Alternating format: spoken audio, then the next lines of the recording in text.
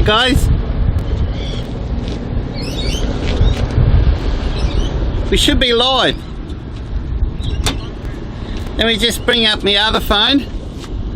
So took a little bit longer to connect. So welcome to the banks of the beautiful Burnett River.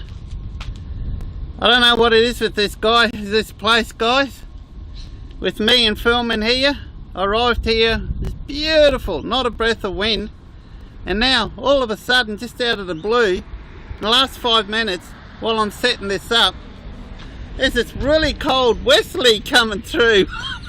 And I tell you what, it's quite cool. So, but hey, it's better than the hot steamy summer days we can get here. Hopefully this will work fine guys, because I got the windsock on, the mic, but as I'm sitting here talking to you, the wind has picked up even more. So it's crazy. So let's have a look here guys. I'm going to see if I can bring up a feed and see if this is actually working, because I can't see any comments right now. So this should be broadcasting in fairly good quality. Now the signal is not as strong as where I was before, so that's where I want to push this and see how far I can push this, how low a signal I can get before the quality starts to really deteriorate. The other day when I was filming here last week, I was just down there, not too far, but it's down in a bit of a gully. But right now I've got this awesome spot here, which is pretty rare I ever get this spot.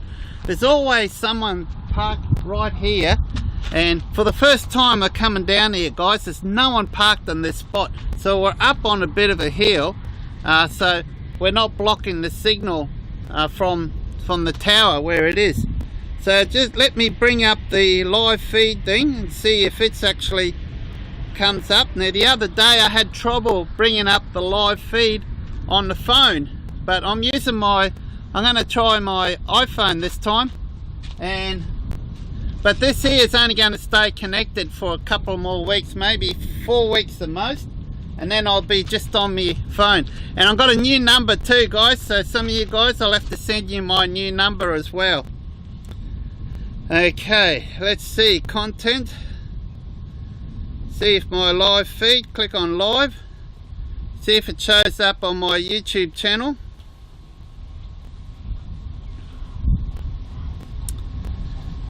Alright, that's bizarre, same as the other day, it's not showing up live on my YouTube channel, so which is yeah, okay. Now I'm presuming this is working guys, it's showing live, so that's indicating that it is connected live. Hopefully it's not unlisted. So I'm going to go back into the settings here guys. I need to open up another browser. This is something I'm learning on. This is something that I'm doing all these tests guys, so I can get this to go working. And once I've got all this figured out, then we'll be all good. Home page, I'll bring up on Firefox browser, so instead of using the app version, I think if I go through the Firefox browser, I'll be able to then bring up the live, should be able to show up the live feed in here then, and I'll just make sure that it is set correctly as it should be, because I'm not too sure if you guys will be able to. Now unfortunately this part I can't set up until I go live, so I'm going to have to find a better way to do this with this setup.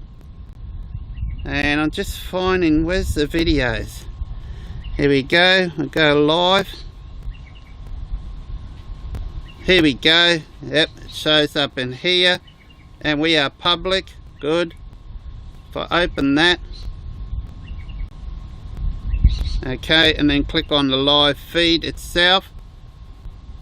Okay, so for some strange reason at least on my phone,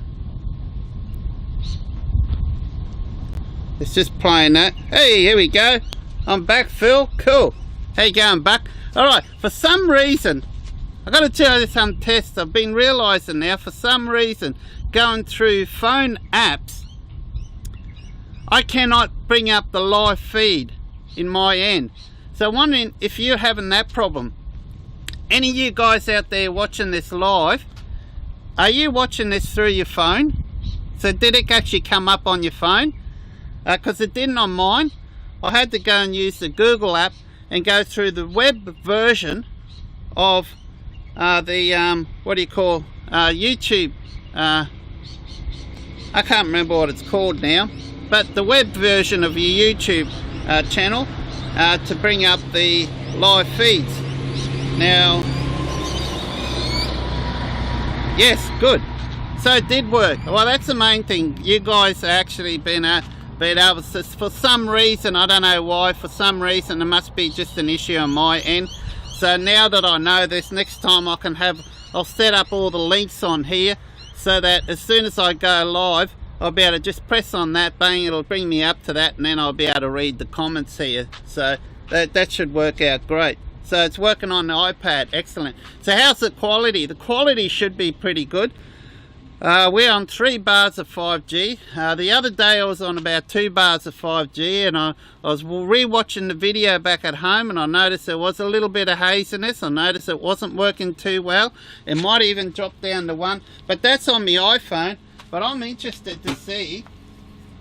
So I got my new phone set up as a hotspot here, guys. And as I mentioned before, this one here, I got full signal. I got full signal on this. I got full signal, guys. This is on Telstra, and this is on Telstra. And I got 3 bars on this, and I got full 5 bars on that one there. So I don't know what's going on. A little bit disappointed with this 12 Pro Max, guys. And I tell you what, the screen quality on this, there's shits all over this. I thought the colours were awesome on the 12 Pro Max, and I thought the signal strength, the quality and the sharpness of the text was awesome on this. But it's not until you actually got something that's really, really good before you notice the difference. And the beauty with this, guys, it's more compact here, but when I want it, let me get a bit closer. The beauty with this, it's more compact here, but when I want it like a tablet form, check this out. Opens up to this huge like tablet form here. How awesome is that? I love it. I love it. Wow, it's shown it's 16 degrees. Wow, it's freaking feels it too. I thank God the wind has dropped down. So it shits all over this phone. I thought this was pretty good.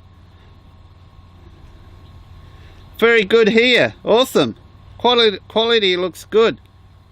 Watching on my phone, Phil, having lunch. Hey Ty, how you going? Loving your videos, eh? I follow your channels every time you release a video. Always go there.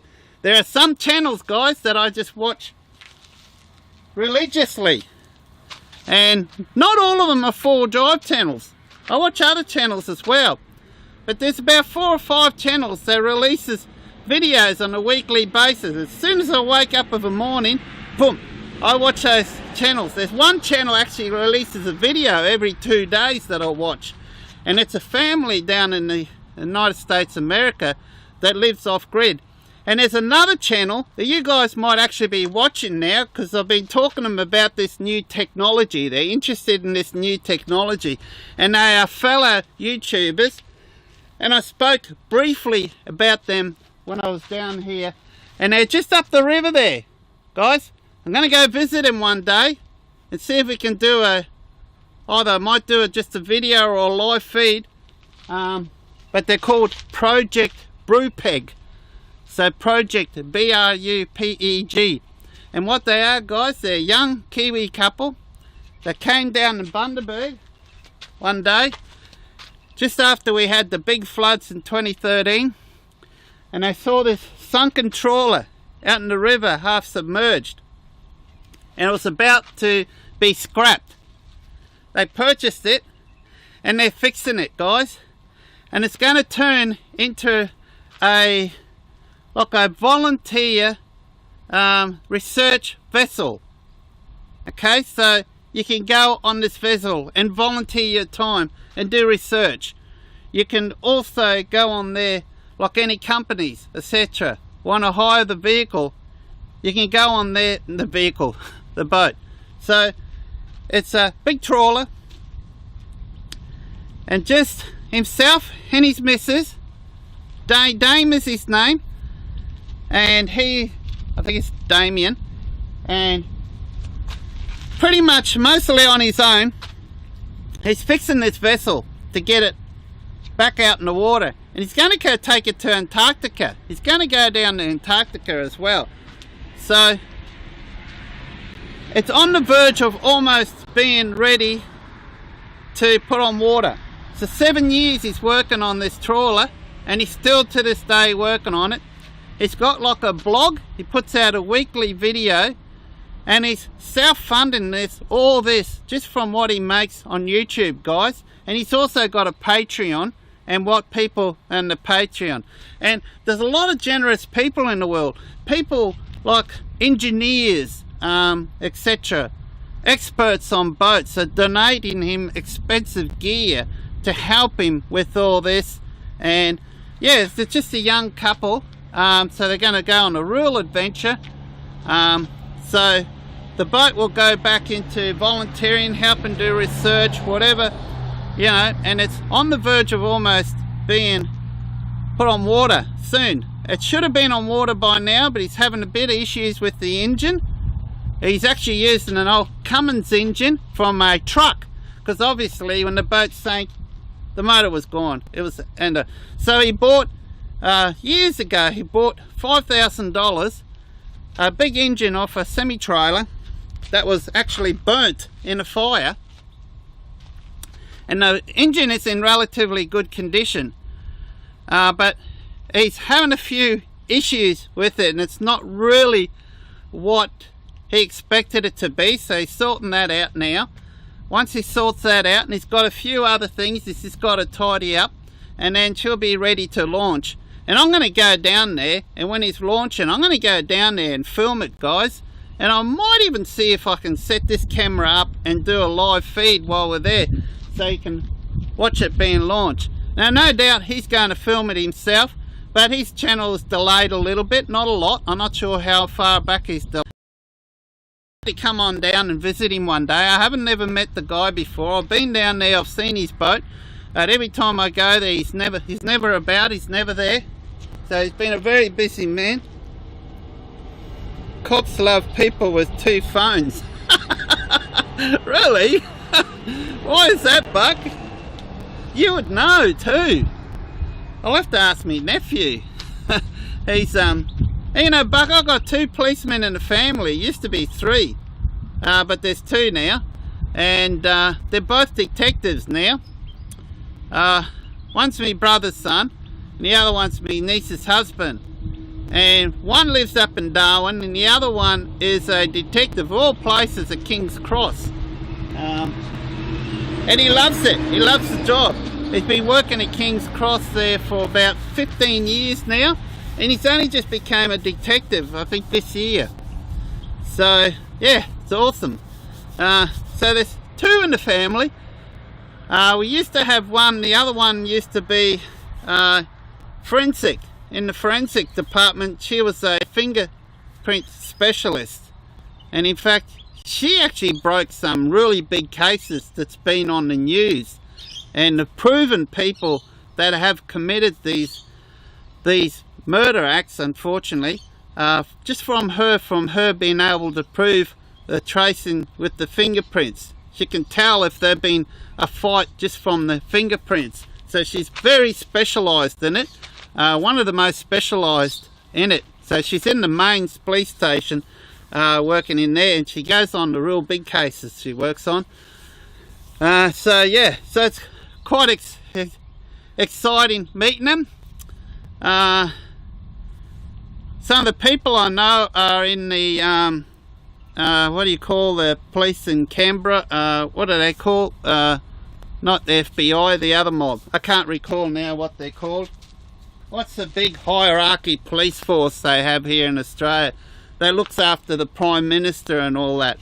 I know people that are in there and actually went over to Fiji with them, with the family when we went over to Fiji a few years back. I went over there with them.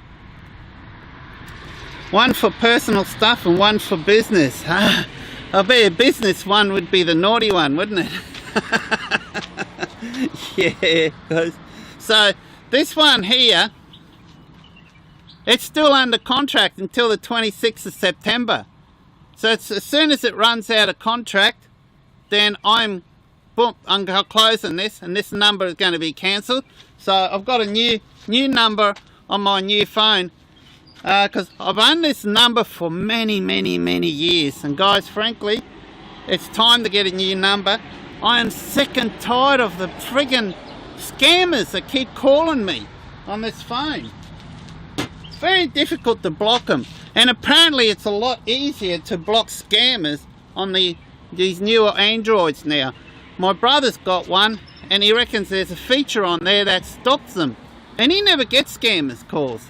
So yeah. Now how is this working? Is it working pretty good? You see it's flat as a lily pond, guys. Check out this river. Hang on, let me get out of view so you can see this. It'll focus on the river.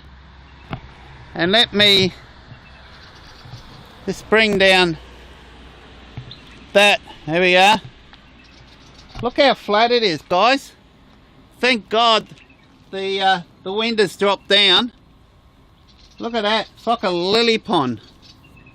How awesome is that? Look how beautiful and how blue and clear the water is. Because we had a major flooding here, guys. Two major floods here, and the water was just gushing down here at something like 80 kilometers per hour. And unfortunately it took out a lot of houses on the north side of the river. They were just washed out. Some that to this day they still have not been able to find even one brick on these houses. Lots of boats, yachts, etc. They're all gone now. Most of them kind of rusted away. There are some that's still well behind, well behind these trees here. There are some boats, liveaboards, etc. that are stuck there. They're just far beyond, you know, way up on mainland.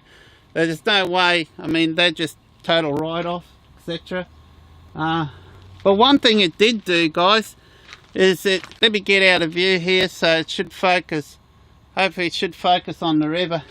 One thing it did do here is it actually cleaned the river out. So it's a really nice, beautiful blue river now.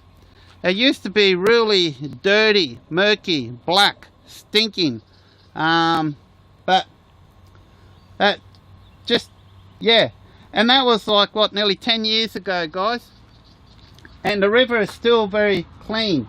And what we'll do too, guys, is that let me bring this exposure back up properly for me. Hang on, just having trouble finding the button here. Where is it? Here it is.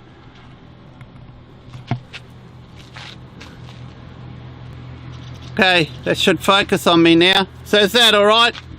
I'm not too dark, I'm not too bright. Just let me know if I need to change the exposure, guys. When I use my good camera, I don't have anything manual. I don't have everything auto. Everything's manual, guys. I adjust the shutter speed, I adjust the ISOs, I try to adjust their white balance, but mostly I'll let it automatic white balance. Most of the time it does a pretty good job. There comes a boat going past, a fellow fisherman. Must be getting close to lunch. People are starting to rock up. Let me check for any messages. Federal police, that's it. So I know people work in the federal police, guys. Yeah. Any reports of crocs in the Burnett River? No, not in the Burnett River. But there have been reports of crocs, and they have been seen not too far from here. In fact, further down south, up around Maryborough, and even inland around Fraser Island, western side. They had been seen there as well. They've never been captured. Parks and Wildlife Service have not. I just had a friendly biker just go past waving. Parks and Wildlife Service have not ever managed to catch them, and personally never seen them, but there's been photographs taken of them. But that was a while back now. That was quite some time ago now. But apparently a rumour's getting around. There was a croc in the river at one stage where apparently someone, I don't know if it's true, apparently someone caught it up north and released it in the Burnett River. So I don't know if that's true. I don't know if that croc is still here. I doubt it. But as far as we know, there's no crocs in here. But then we don't swim in that river either. I don't think I've ever seen anyone swim in the Burnett River here. So yeah, beautiful spot to come down for lunch. Guys, I'm just going to get a drink out of the fridge. I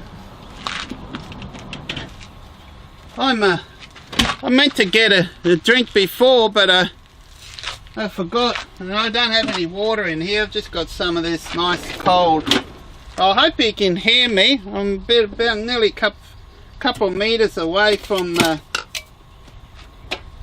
I'll go this side. I'm nearly a couple of meters away from the camera, so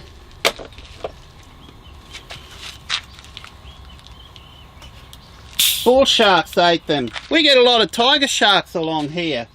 Let me tell you a story about sharks, guys. I've encountered many sharks along the beaches here. You'll be amazed how many sharks we can get that comes up in the shallows along our coast. Let me just put this drink back. Love this fridge, love this fridge. As you know, I've done some work as a turtle researcher along the coast here. So I do a lot of work, patrolling the beach. Let's excuse me.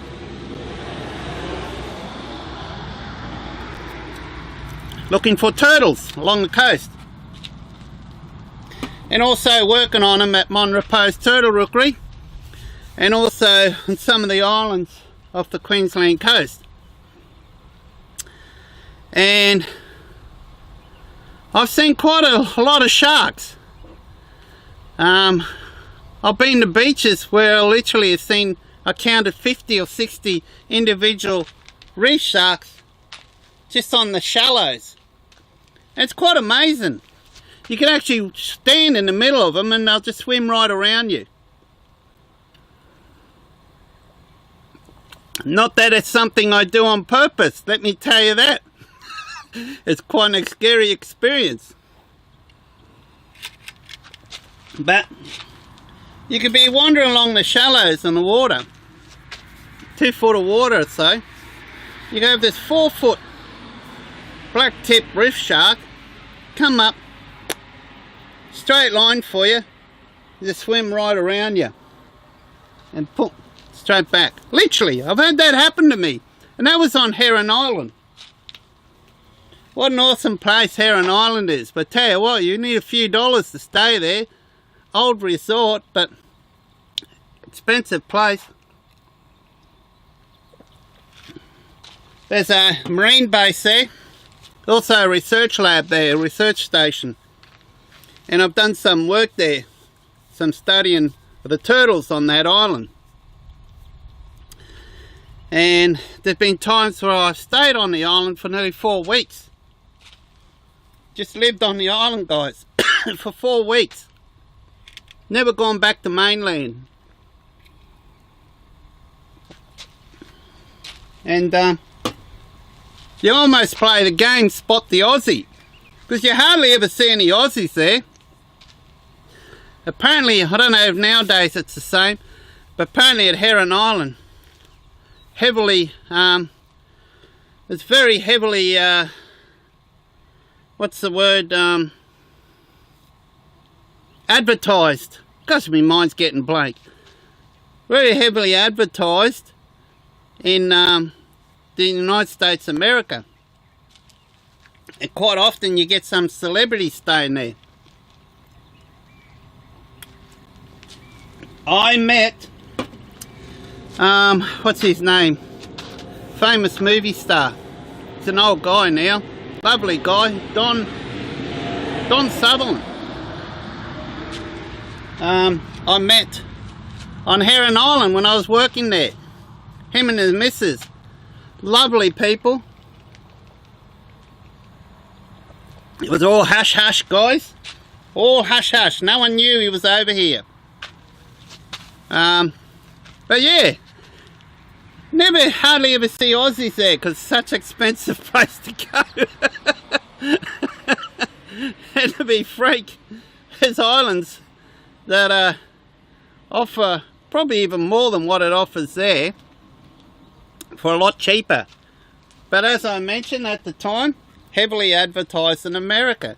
So Americans would go over there, and it's a nice place to just go and hide away from the public.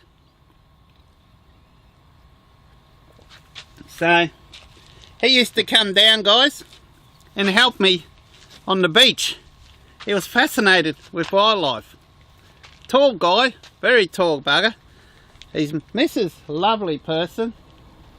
She never hardly came down on the beach, but every night he used to, oh, it was a period there for about a week or nearly two.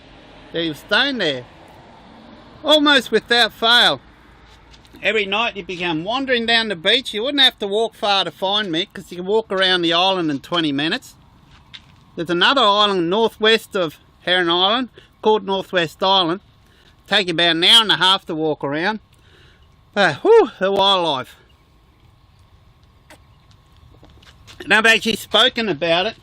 I've spoken a bit about Northwest Island and Heron Island when I did the live feed here, when I was testing this gear out the last time, if I recall. So you probably know a little bit there about there. And I actually spoke a bit about it at the Mr. Buckaroony event when I was up on stage. That's right, guys, I actually went on stage with the mic. It was scary. But once I got on stage, I was fine. I was talking about those shearwaters. It's just this black mass in the distance that'll come in, and at night, and they made these funny noises. They used to go, "Arr, arr, arr, arr, arr, arr." But mate, a lot louder than that. And literally thousands, and they're all on the ground. And they dig burrows. They dig burrows in the ground and have their chicks in the ground. So you'll be walking around, you literally, if you're going anywhere behind the dunes, you literally got a tippy toe everywhere to walk around them. Because they've got no fear of you. They've got no fear of you. You can literally sit there and just pat them. And they're huge. These are huge birds. They've got the wingspans like you wouldn't believe in them. It was just fascinating. All black, totally black, beautiful birds. And we got their little noddies. Funny little noddies. By the millions. Every tree, literally every foot, there's a nest. Every foot. If you walk anywhere under the tree, it's just covered in shit. There's just that many of them. And unfortunately, a few times I had to, because the turtles that go under the trees. But the green turtles, they're fussy when they come up on the beach to lay the nest. They could spend 4 or 5, half the night, just sitting there preparing the site before they'll start digging the egg chamber to lay their eggs. Whereas the loggerheads that we mainly get along here, they don't tend to do that. They'll come up the beach, bump, bunk, dig a hole, beat, gone. Average hour and a half, the process is over. With the green turtles, particularly on some of the islands, that could be up on the beach almost all night long. So it's fascinating to work with, guys. And guys, let me check any messages. You got the monkey ice maker thing? Yes, I do, but it's not in the car. It's at home. How good's the upright fridge? Love it. You got one of these, Ty, haven't you? Haven't you got the same one I have? I can't recall if you got the Bushman or this one here. I got the Dometic. And it's awesome, man. It's awesome. Guys, you don't know what you're missing out. You guys are still using the old conventional pull-out drawer style fridges. And you're worried about losing air when you open the fridge. You don't need to. You guys are not like that. The air drops out and runs away. These things are so efficient too. You'll be amazed. That's a 110 litre fridge, guys. It takes up less room than what my 75 litre drawer fridge did. Less room. So, because it kind of utilises more of the space up above high than taking up all the area. There's no way in the world I could have that electric setup that I got in this vehicle now, and this drawer, well, I could still have this drawer system, but I'm telling you now, there's no way I would have been able to fit my electrical system in there if I had that pull out drawer. Wouldn't happen. It only works because of this, and they work really great in confined spaces. And guys, mine's 110 litre, so you can buy your conventional 50 litres and 85 litres. And imagine that, if I had one of those 85 litres in there, how much space. But I'm pretty sure, Ty, yeah, you got the 130 litre Bushman. Very similar to mine, mate. Same size, I believe. You got yours on the back of the vehicle. But geez, do you agree with me how awesome they are, and people are actually missing out? They don't realise just how good. Like, for example, I went and got this drink. Guys, you just open the fridge, grab it, bang, it's right there. Everything's right there. Nothing falls out. Nothing falls out. It's all contained in. For the first time I had, let me show you. I got a couple of bottles in here. First time I could actually hear them rattling around inside here. Oh, real nice, icy cold. Look at this. What's that? Bundy rum. This is Bundy rum and cola. These are some leftover drinks I had. I got 2 bottles of this left over from the Mr. Buckaroonie event that I didn't drink. I bought a 6-pack, so I drank 4 there. I'm not a big drinker, guys, so I was still keeping these in the vehicle. So 1 drink, so I would be able to have one of these right now if I wanted to and still drive home, but I'll save that. But it's just so quick. It's so quick. So catch the air. it just doesn't. It's not like, you know, my system. You would have seen my system. How I've got on the screen there, and I can download all the data at home because I've got like a 4G dongle in here connected to Telstra. So every minute this data is being uploaded to the Victron management portal, which is a cloud thing, and I can go home and pick certain dates and pick certain whatever part of the configuration I want to check on and download that into like a spreadsheet file, and it's got all the data there. I can check the consumption, I can check the power consumption at any time of the day. I can check what the temperature of the fridge is, because I've got temperature probes in both fridge and freezer. And I also got one inside the vehicle, so I can check what the ambient temperature is inside the cab. And there's also one outside the vehicle, I can check the temperature outside the cab. And not only can I check the temperatures inside the fridge, inside the cab and outside the cab, I can also, it also monitors the humidity as well, what the humidity is.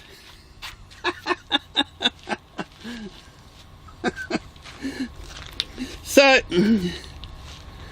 oh, that's a frosty one. So, guys, I can tell each time if I open the fridge and leave it open for a while, close it, in no time at all, it uses stuff all power, at least on mine, the Dometic one. I don't know what the Bushman's like. You hardly notice the consumption of the power. In fact, if I open the fridge, grab something, close it, doesn't lose any heat, doesn't lose any heat. I've opened that fridge a few times now. Let me see what the temperature is now. I can bring it up here on the VRM portal. And not only is this all uploaded to VRM portal, I can connect to my own portal. And, oh, it's right now, it's asking for my email address and password. Hang on. There we go. So, there's some data there, if you can see that. I've got to hide my face so it'll focus on my phone. So that's what it's all doing now. You see I've got the inverter shut, but also all the temperatures is all on here. Check this out. Okay, so you can see all the temps there. Freezers minus 26.2. Look at the fridge. 2.9, guys. And I've opened it a fair bit. Now I've got these. I've got Bluetooth sensors inside the vehicle. Let me show you one. New technology. They're from Finland. They're called Ruby tags. I've got to hide my face so it'll focus on something else. These are called Ruby tags. These are the Pro version. These are accurate to within 0.1 degrees Celsius. They've got a little battery in them. I haven't had to replace the battery yet. I've had these in the vehicle for probably about a year now. They've only the last 2 years. So they Bluetooth connect to my phone. So I can go on my phone and check as well. But they also connect via Bluetooth to the brains of my electronic system, which is called the Victron Turbo GX.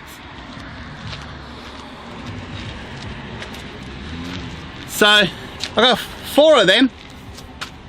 I also got another temperature monitor Victron one, specifically a Victron brand one, that monitors the temperature of the compressor on my fridge as well. So there's a lot of data there, guys. So I can go in there and I can prove that this theory of all this cold air escaping, and it's just, yeah.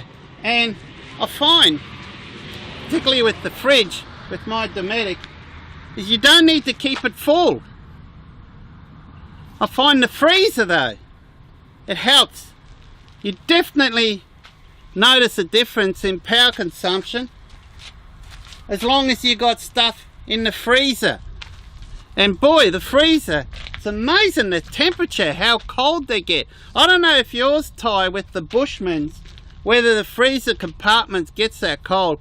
And that's the reason I went for the Dometic too as well, guys. I went for the Dometic because it's got a larger freezer. I didn't like the freezer in the Bushman's, otherwise I would have considered a Bushman. And another thing too, for me, it's a lot of money to spend on something without seeing it, because no one in Bundy sold them. But since I've got that, there is now a supplier here in Bundaberg. So I've never seen them, but these were readily available at a cheap price at Anaconda. So, and not only that, guys, BCF is just starting to sell them now. But their price is a bit high, guys. They're overpriced. If you go to Anaconda, you generally will get it close to $400 cheaper. But the thing with BCF, at least here in town, they will match Anaconda's price. So if you walk into BCF, you will be able to get them. And even locally here in Bundaberg, they've actually got these. They got the 50, I think they got the 80, and they got the 110 litre. And another reason too, I went for the 110 litre, because it's got a feature on here, guys. These are known as a tropical fridge, so they're more designed for our climates. They love the hot. They love the hot air. Better than my Angle. I've never been happy with my Angle fridge. Never been happy with that Angle. But these, they love the hot weather. They work really well in the hot weather. I know what it is. Hotter it is, the better it actually works. That condenser and these things like, so they're called a tropical fridge. It's not that you can't use them in colder climates, but it's just ways you got. I've learnt there's ways you got to set it in colder climate to work more reliably. Okay, so the temperatures don't fluctuate as much, particularly the freezer. If you don't set it right in winter, the freezer. I'm going to do a video on this one day because I've owned it for a while now, and I've owned it both through summer and winter. So I'll have to do a video and explain this. And let me check any messages here. I've lost my no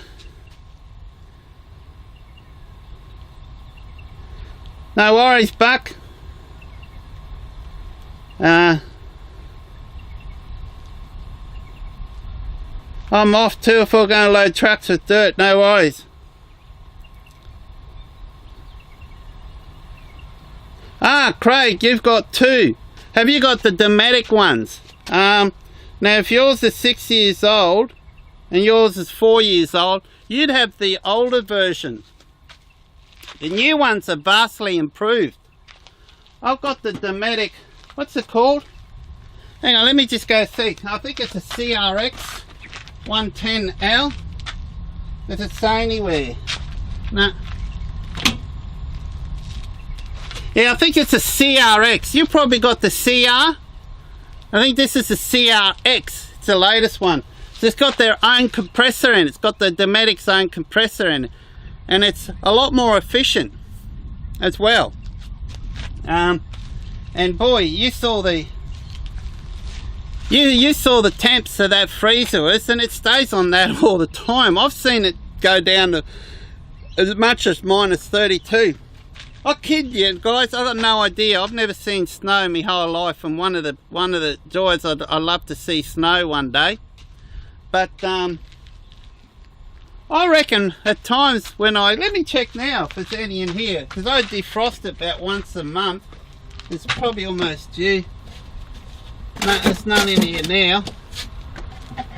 But sometimes there forms this really soft, powdery ice in there, and I wonder if it's actually like snow. It might be. It's probably the closest thing I've ever seen to snow. There's none in there now, which I'm surprised. It's probably too cold now. But if I turn the temp down a bit, it'll probably be form it. And sometimes you grab it and it's just all powdery. I've actually seen it like that out of the freezer. I've never seen anything like that. It's bizarre. So no Chineses, mine are hungry on power, Bill. Oh, okay, yeah. This is really good on power. This thing here, it's amazing. It uses less power than my 40 litre Angle. It uses less power than the 75 litre kick-ass that I've got. Now it uses less power than the 40 litre Angle if I use it as a dual zone fridge freezer, because I've got the 40 litre duo or whatever they call it. So you can have a little fridge, your freezer, you can have a little fridge. Probably the mistake I did, they don't work really well as a fridge freezer. I think at the Angle you either run it as a freezer or you run it as a fridge. But run as a freezer, they use shitloads of power, guys. Shitloads more the power than that.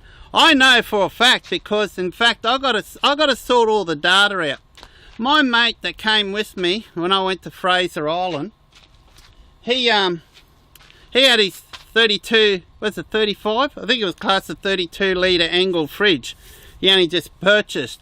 So I thought, oh well, we'll take it with us. So I had it strapped right in here, and we used that as a freezer. So I was running two. I was running my 110 litre, and I was running this 32 litre as a freezer. Oh boy, I had to charge me battery every day, guys. As soon as I was up in the morning, luckily we weren't camping in one spot all the time. We were moving a lot, and now I've got a 50 amp Red Arc DC charger in the vehicle that my mate got from me. He sold it to me really cheap. It's brand new, so it's the reason why I bought it. So I still got my 1225D at home. Not sure what I'm going to do with that, but I got the 50D, and that kept the battery charged. In fact, it's only once I had to take the solar panels out, and that was only just so I could take some photos. So I had one solar panel with me, the high voltage Safari one, and but tell you what, guys, holy struth, those angles run as a freezer. Shit, they juice some power up. I couldn't believe how much powers go. I'm going to do up a graph, guys, of these two running side by side, and I just got to sit down on the computer and download all the data for it, and then have it set up on the graph to show you the fridge consumption power between these two on that trip to Fraser Island.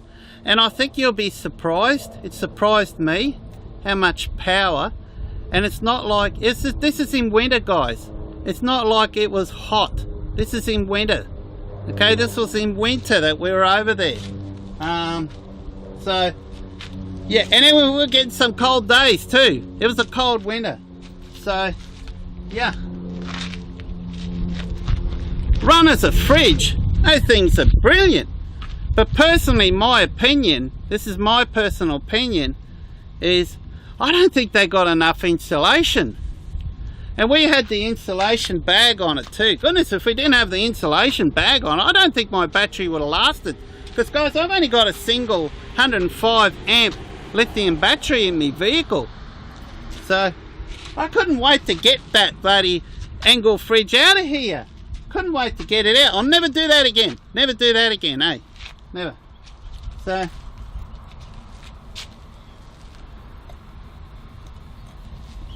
Luke, I want to go to Tasmania. I can't believe I've never gone there. When I was really skinny and fit and doing a lot of long distance bushwalking, my goal and plan was to always do the not the 6 foot track, what do they call that one that starts somewhere near, not too far, the Cradle Mountain, and goes for about a week? Well, I can't even think what it's called. It was always the goal to do that. I wouldn't be able to do it now. I wouldn't even attempt it now. I'm not fit enough. But back then I was well and truly fit enough. And I don't know why, for some reason, I just never got the opportunity to go over and do it. It was all on the plans. I had flights planned. I looked at flights flying into Launceston, and then get like a van, drop me off at Cradle Mountain, stay there for a night or two, and then do the walk, which it takes, what, a week or so, and then get a pickup service into Hobart, stay in Hobart for 4 or 5 days, look around there, and then fly back home to Bundy. That was always the plan. Oh, I think I hear a train. Have we got a tilt train coming? Not a tilt train, one of those sugar canes. It's about time one did come across. If he comes past here, guys, I'll turn the camera around. I don't have my telephoto lens. I've got the wide angle lens on it, but I can zoom into 35mm at least. And I'm not too far away. Probably only about 25-30 meters away from the track. and I think I heard a horn blown. So it might be one of these sugar canes, little locos coming through. So we'll flick this around, I'll show you that shortly.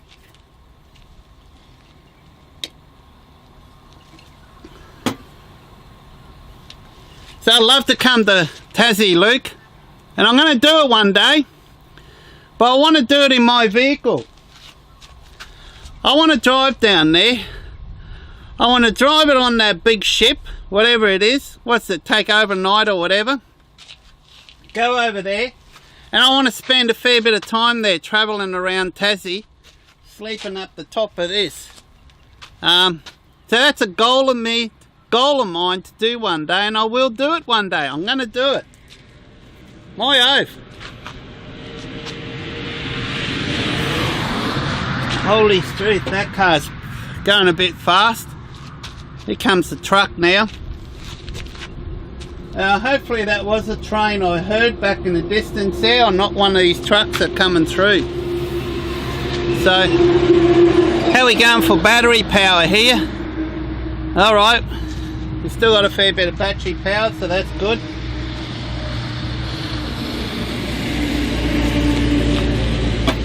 I'm going to be really interested when I finish this live feed, when I go back home, to see what the quality of this footage is like now that I'm using this phone.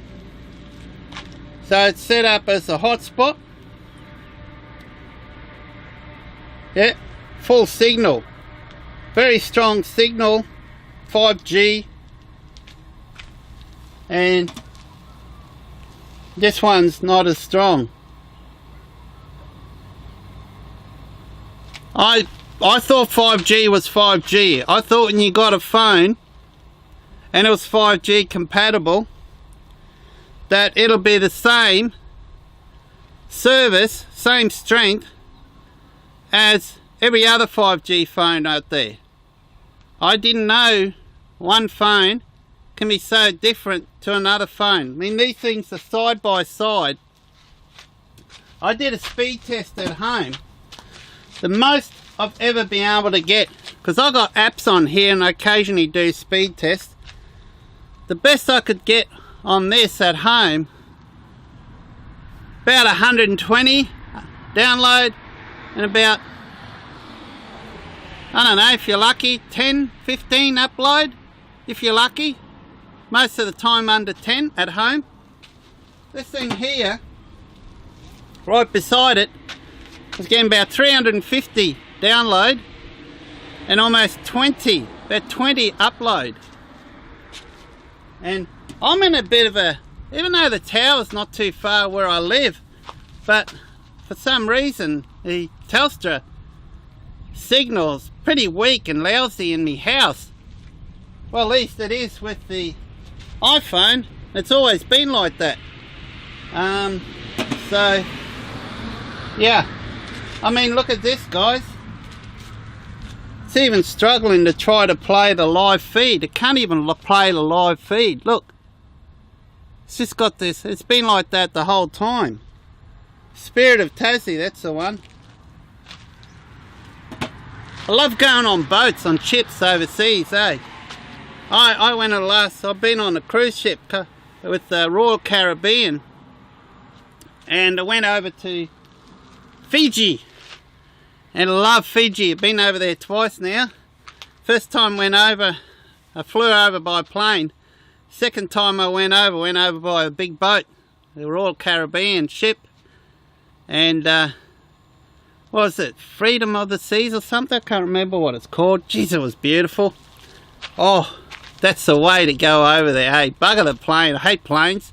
Even just sitting on that plane for 4 hours is like torture. But to go there on a cruise ship, warning, battery is low. Okay. Got 25% battery left, I don't know. Let me just go behind. I'm going to check if that's my screen monitor or if it's my phone and my camera that's got the battery low.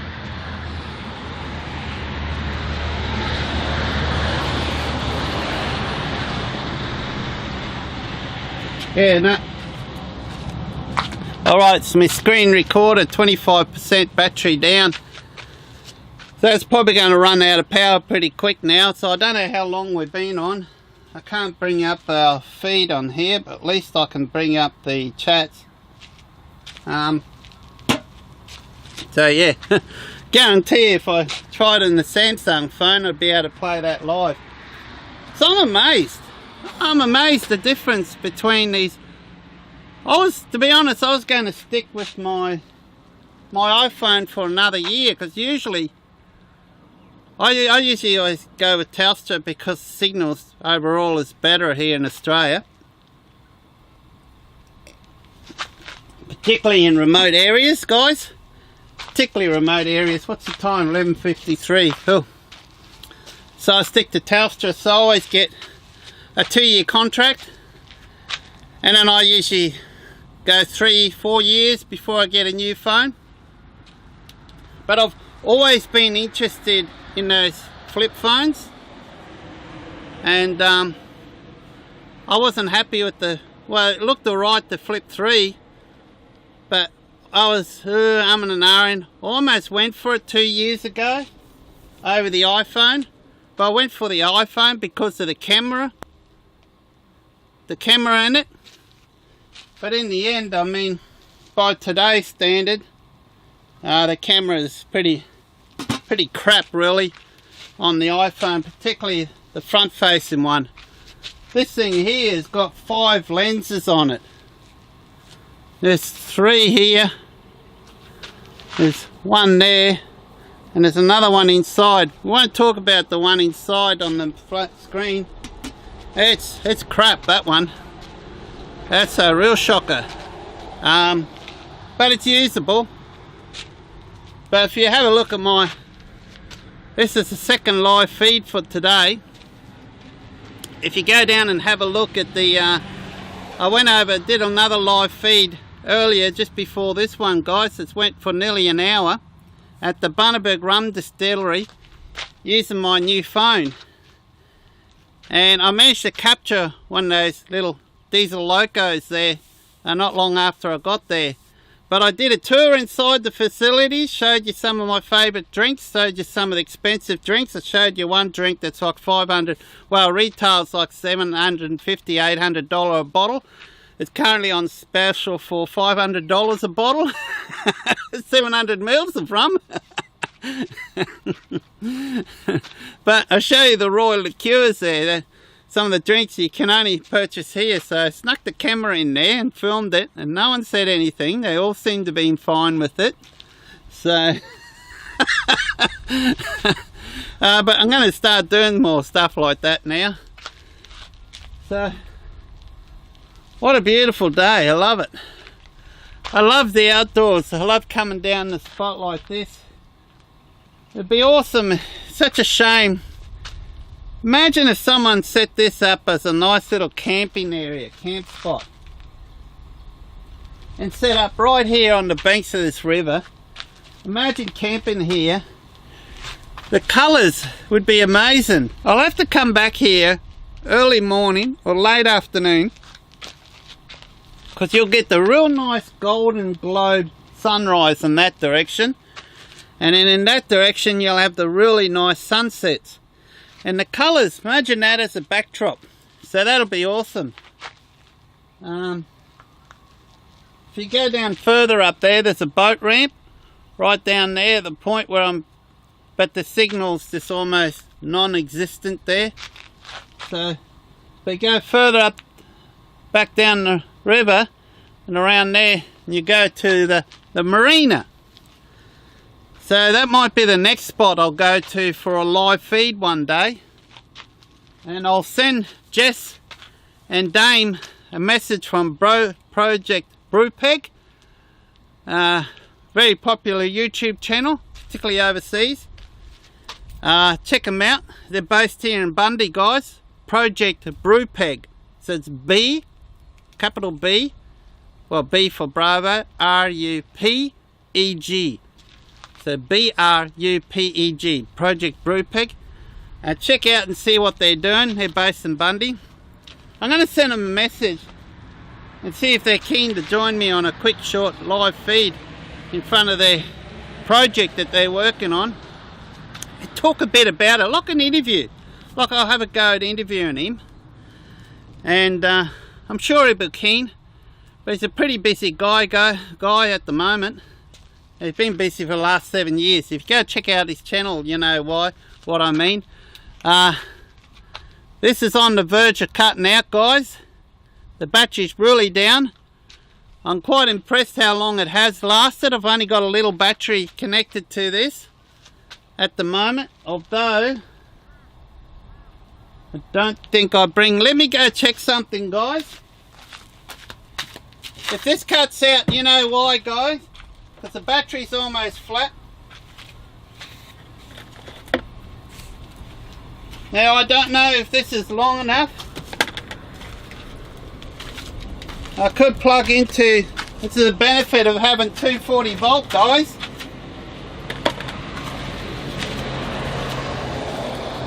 Yeah, no, that's not going to reach. I could bring the camera closer. We'll hook it up to 240 volt. So just bear with me, I'm going to set this up.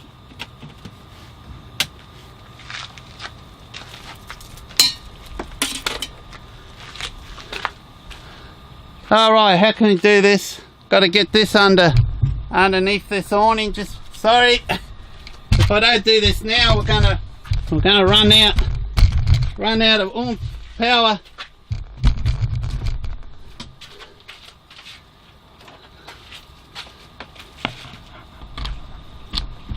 So hopefully you're still there.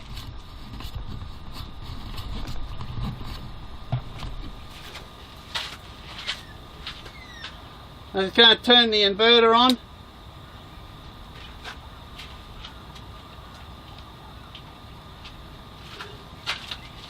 Let me see if that's on 240 volt now. Yeah, good. Alright. So we're not going to cut out now. Right, just bear with me. Get another drink.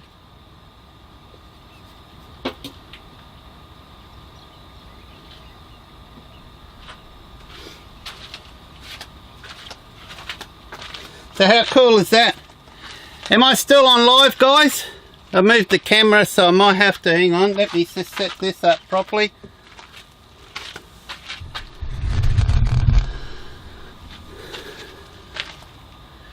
Okay, I'm a bit dark, am I? Let me brighten that up a bit. Is that better?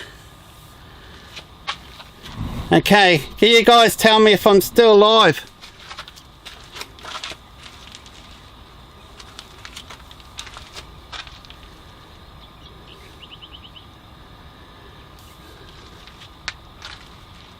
It could be my, there's no messages that's popped up for quite a while on my mobile phone. Let me try to refresh this.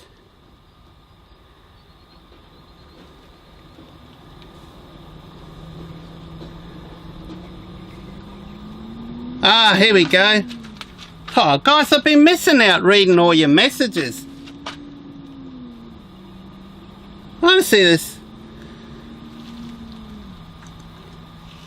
Bizarre, this iPhone, it's just, thought it was really good, but as I was saying before, I got off track. I was talking about this. I was planning on keeping this for another year, and I was talking about the Z Fold 3. I almost got that 2 years ago. In hindsight, I kind of wish I probably did, but thank goodness I made the right decision this time, and I got the Z Fold 4. Now I was going to wait another year before I upgraded this, and oh, hang on, just let me get rid of one message here. Alright, hopefully it's gone. Hang on, we've got a few spammers on here. I tried to get rid of these messages.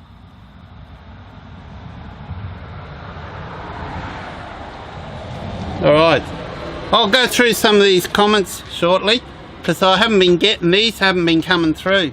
There's quite a few here that I've missed out on. Hang on. It can't be right. Is there 323 people on? Guys? Are you fair dinkum? Am I looking at the wrong... Hang on. Shit. I'm looking at the wrong live feed. I somehow connected to a plane spotting live feed.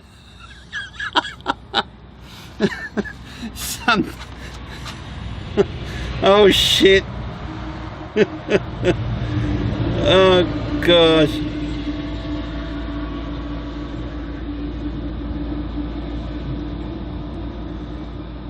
Oh jeez. Hang on. Where's me live feed gone?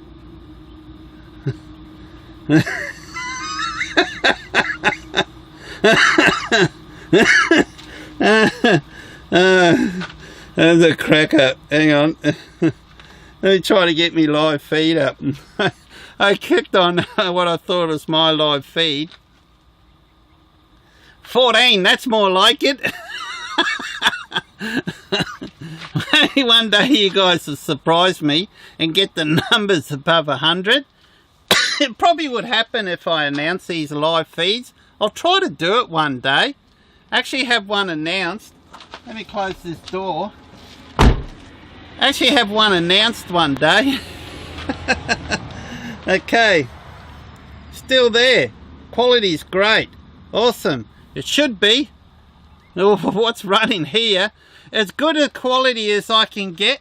This is the best. I mean, I can get more out of this, but it's the best quality that we can get out there on YouTube, on platform.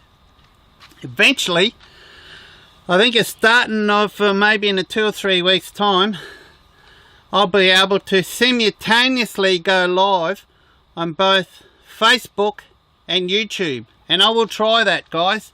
So you guys out there on Facebook that are following my Phil's Camping and Touring Facebook page, there's not many of you, so I don't know why, guys. That kind of Facebook page hasn't really taken off, but I got me hopes up. I post a lot on there, almost on a daily basis. I'm posting stuff on there, guys, as well as my Instagram page as well. Pretty much what I post on Instagram goes to my Facebook YouTube channel. So I got my personal page, which seems to be more popular than my Phil's Camping and Touring page. So I'm kind of hoping it'd be the other way around. I don't hardly post anything on my personal page, guys. It doesn't get a lot on there. But Phil's Camping and Touring, I post almost on a daily basis. Ross Lenza fame. Cool, okay. Cool name. Yeah, diddly donk. Yeah, you did. Did you hear what I said about?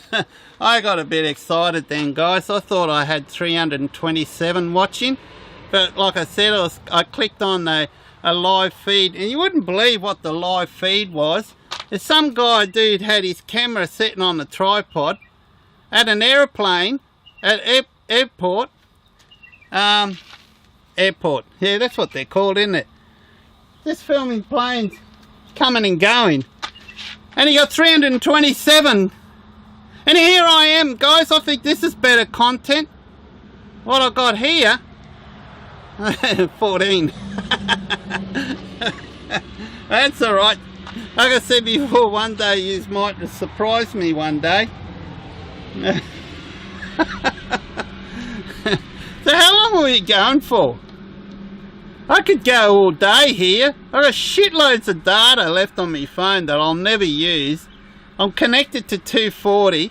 The only thing that's going to limit me now is my camera, and it's still only on 70% battery charge, so it's quite a big battery on the camera. I could sit here most of the day just talking, but I think I'd run out of breath, and be honest, I'm getting hungry. So yeah, so going back with these phones, the reason why I decided to get the phone, And this is still under contract. I didn't even wait till this go out of contract. So as I mentioned, I had no plans on replacing that phone for at least another year, maybe longer. But thank God I did. I had no idea that phone was just so limiting, was just performing as bad as it can. I can't even bring the live feed chat up on this. I kid you not. And it's on 3 bars of 5G. So I don't know what's going on. I think this phone is, don't know. Ah, Chris, you're still going to make your own battery? I don't know. I looked into it further, Chris. Trouble is, by the time you get all these sales posted here to my address, freight was going to be like over $800 for freight. And since then, since I spoke about that, I would love to build my own battery and then film it. But it's quite a lot of channels out there that's already done that. If you search, you can find them.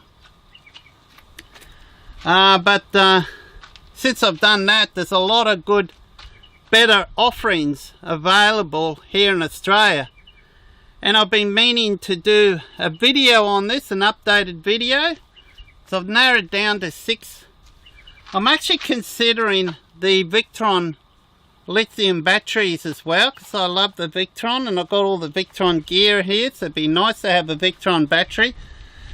But it's the most expensive battery of all of them and I just cannot afford it.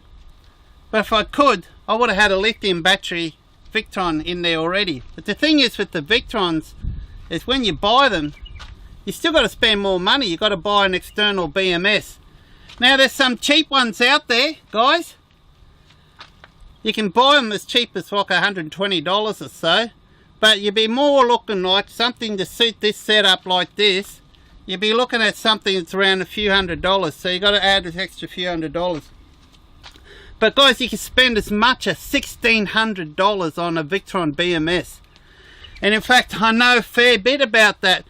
That Lynx 500 BMS. The Victron one's worth around $1,700. I know quite a lot about it because I'm helping another fellow YouTuber set up their vehicle, because they've got a Land Rover Defender, young couple, I think they're over in Sweden or Switzerland, other side of the world, and I'm helping them setting up their system, their setup. And we're on the final stages of it, guys.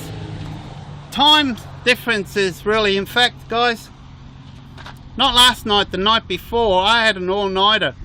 I think I only got about an hour's sleep, guys. So, because I was helping them all night, doing final configuration, sorting out some issues that they were having on their Victron gear, getting it all set up. And we sorted it out. It's working real good now. It's not final yet, but it's time for the bin, that phone. Now guys, I'm going to trade it in. Telstra are offering a real good trading plan on this. So like I said, I'm still under contract until the 26th of September. So I'll still use this phone until then.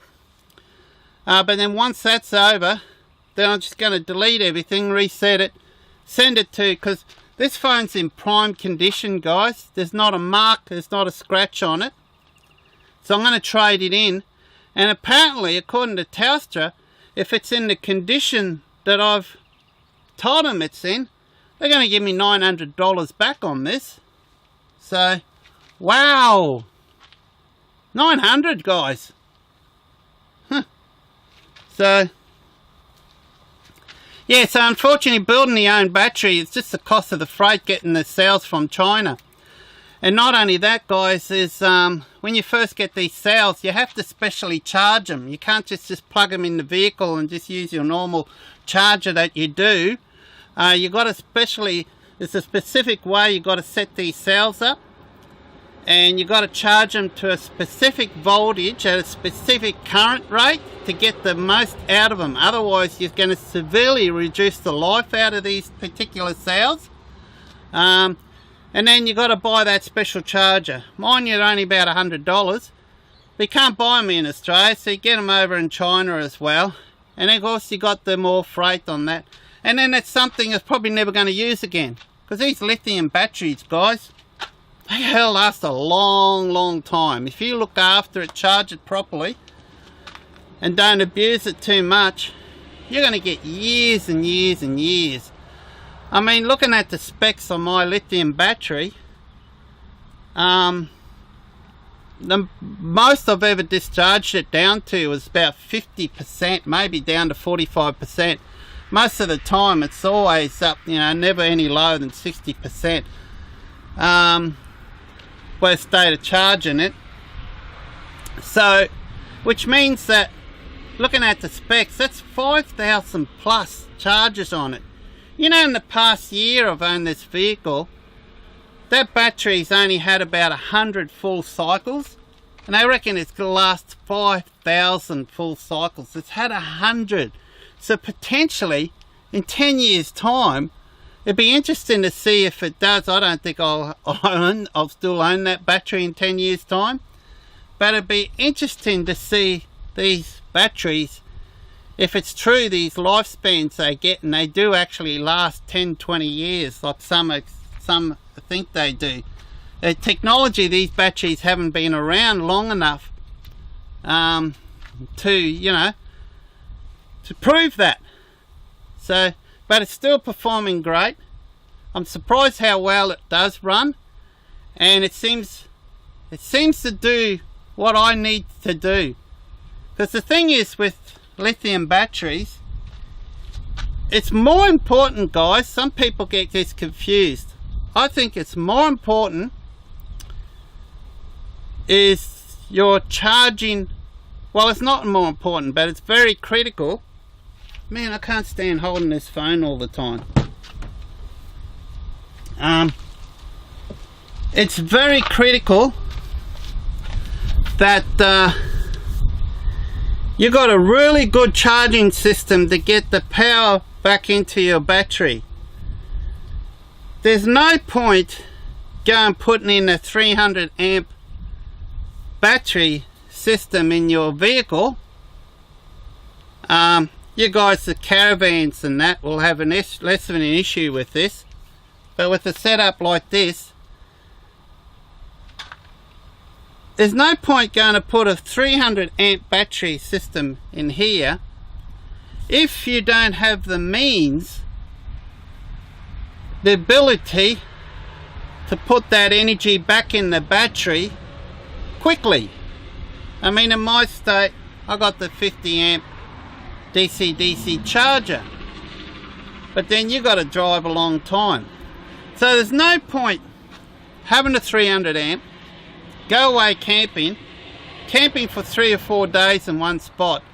Next thing, your battery's down to 20% charge, and then how many hours am I going to have to drive to get that battery up to full charge? I mean, in theory, you probably, the thing is with lithium too, is you don't have to have them fully charged all the time like an AGM. You can actually I know people that very rarely ever have their lithium batteries fully charged 100%. Most of the time they're on 60-70%, and it doesn't affect their life, but every now and then they still do a proper full charge to make sure the cells are balanced. So it's got to go through that absorbent.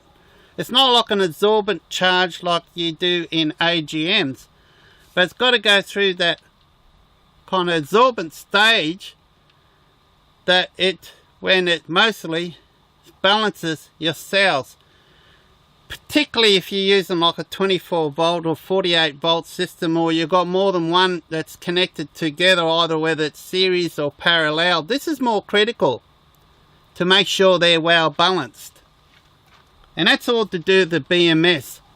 So I've got no idea what type of balancing system is in that iTech World battery in there.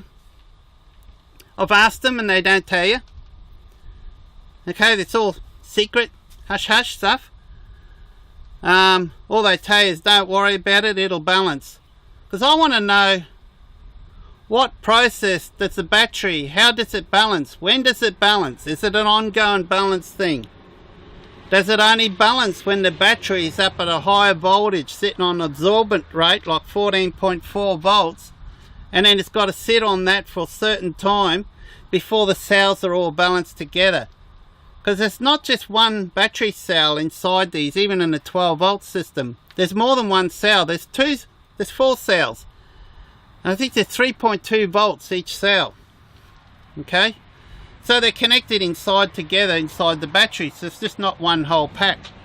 So it's really critical that those cells are equal voltage each. A lot of the BMSs out there now, and the better named batteries, even some of the cheaper ones, you can go into the BMS and it will tell you what each individual cell is. And why iTech World don't have that, I've got no idea.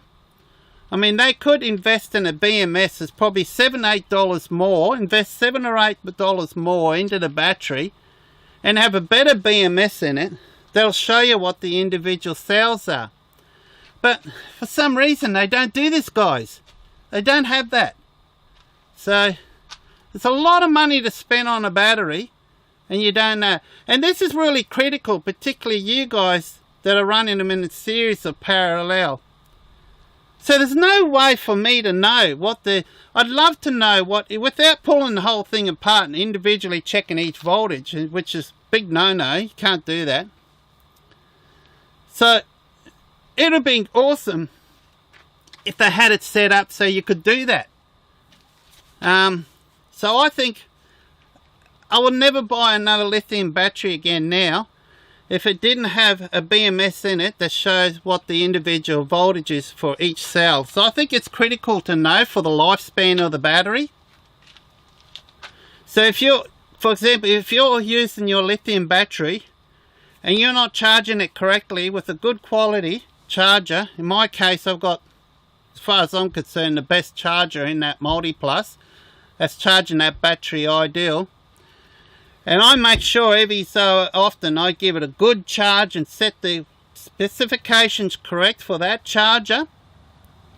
And you know, if I knew the exact specs of that BMS and I knew when it's doing its full charging, you know, when it's doing the cell balancing, I could set that charger up to give it plenty of time to do that.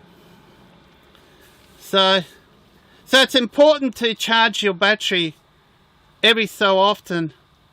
Now it's all good, yes you can. So if I go and get a 300 amp in there, then, you know, if I'm connected at home on 240 volt, no problems, you know, that'll charge, that'll put through and lots of amps in there. But if you're traveling out on the road and about and you're constantly using this battery and not giving a good proper cycle charge, well then eventually you're going to affect that battery's life ability by not making sure it's balanced right.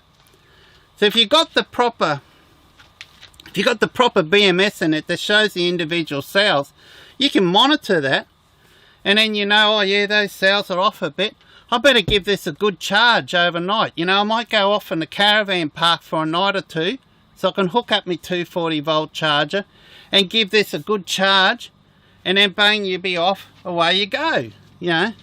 So yeah, why they don't have a BMS in it where you can check the individual voltage, like the Bluetooth one, is just mind boggles me, particularly of today's technology now.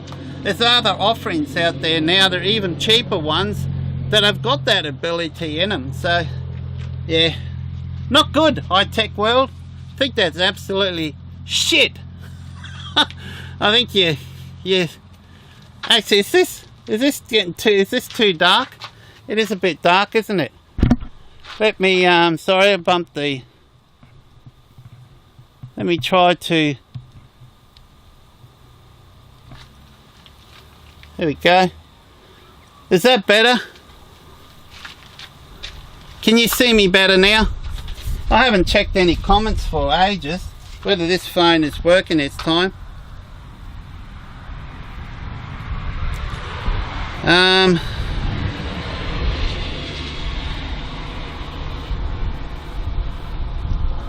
I don't know if anyone's out there watching this still. So I've got no comments coming through, guys.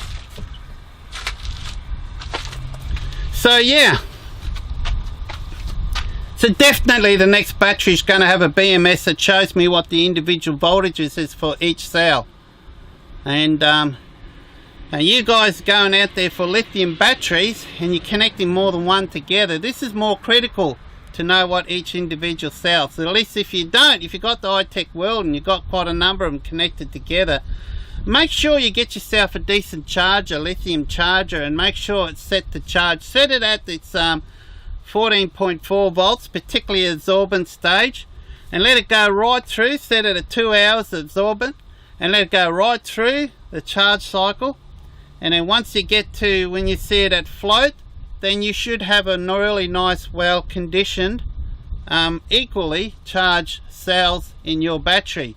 And that's what I'm working on. But I'd like to know the specifications on its charging the BMS, how it works when it does its but they won't tell me, guys. They don't tell me.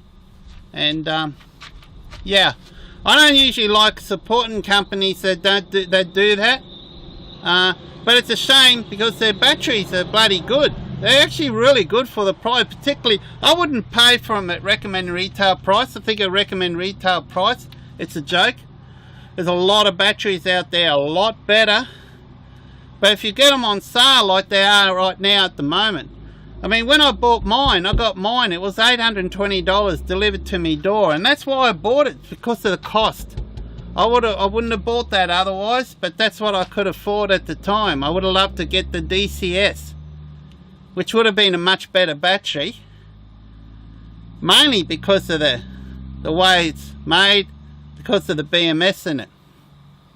So I don't know too much about the high-tech world battery, and in my case it's something that's inside my vehicle. I'm very safety conscious, so I'm very careful of the battery. I'm monitoring it. I've got probes on it, keeping on the temperature. At any time I can check and see the health condition of that battery.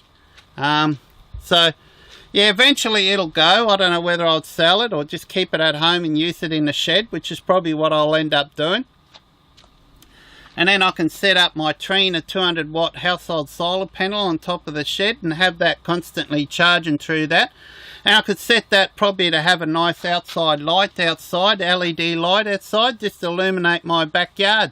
And might keep the cats away from my vehicle and getting all the paw prints all over the vehicle, trying to keep it clean all the time. And killing the wildlife birds as well. So guys, I don't know if anyone's watching this. Let me, in fact, my iPhone is pretty crap here at the moment. It's showing I'm still live.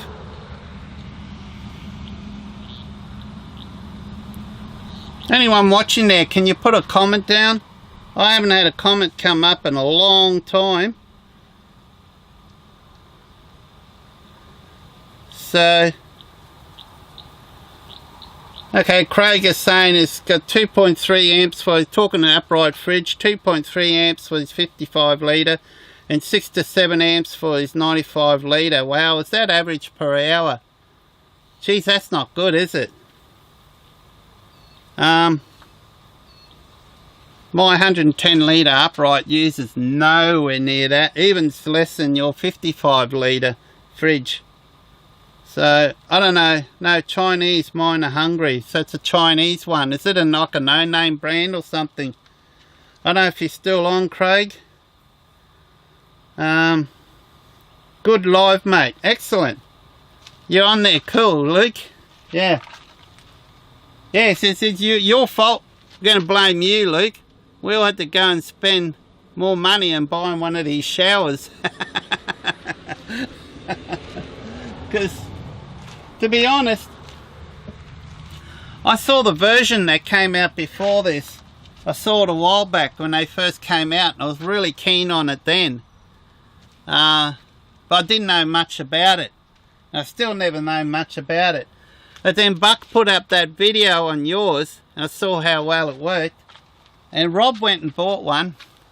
And Rob used these for the first time when we were camping up at another spot after the Mr. Buckaroony event. And he was saying how great it is. And it just so happened it came up on BCF, a local BCF store.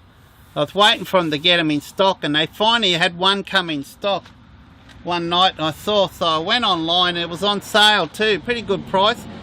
So I went online and I purchased it and picked it up the next day. So I haven't used it yet, but I have connected it all up. And boy, they run hot, don't they? You got to really turn the temperature down.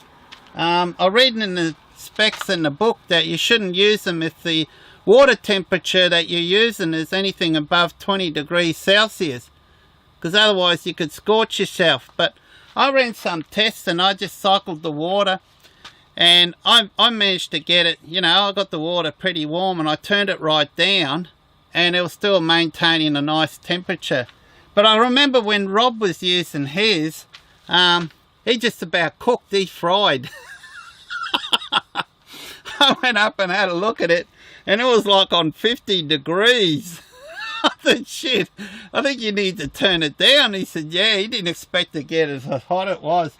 And 50 degrees Celsius water, trying to shower in that, if you're watching Rob, you'd have an idea. It was funny. So I only tried it the once. But what I like about it, because I got the Jilka shower, guys, and I tried it, compared it the other day. I got the Jilka. There is so much stuffing around with the Jilka. It's, mind you, the unit itself probably takes up less room than what that one is there. But you got all this other stuff you got to take. You got to bring a gas bottle, and I don't like taking gas inside the car. I won't have, the only gas bottles I'll have is those little screw-on ones for like the little backpacker stove, or the Gasmate one that's got on here. So I got mine with the companion bag. It was on sale at another store, the Bundaberg camping store on the main street. They had them on sale, so I went and grabbed it, and everything all fits in together.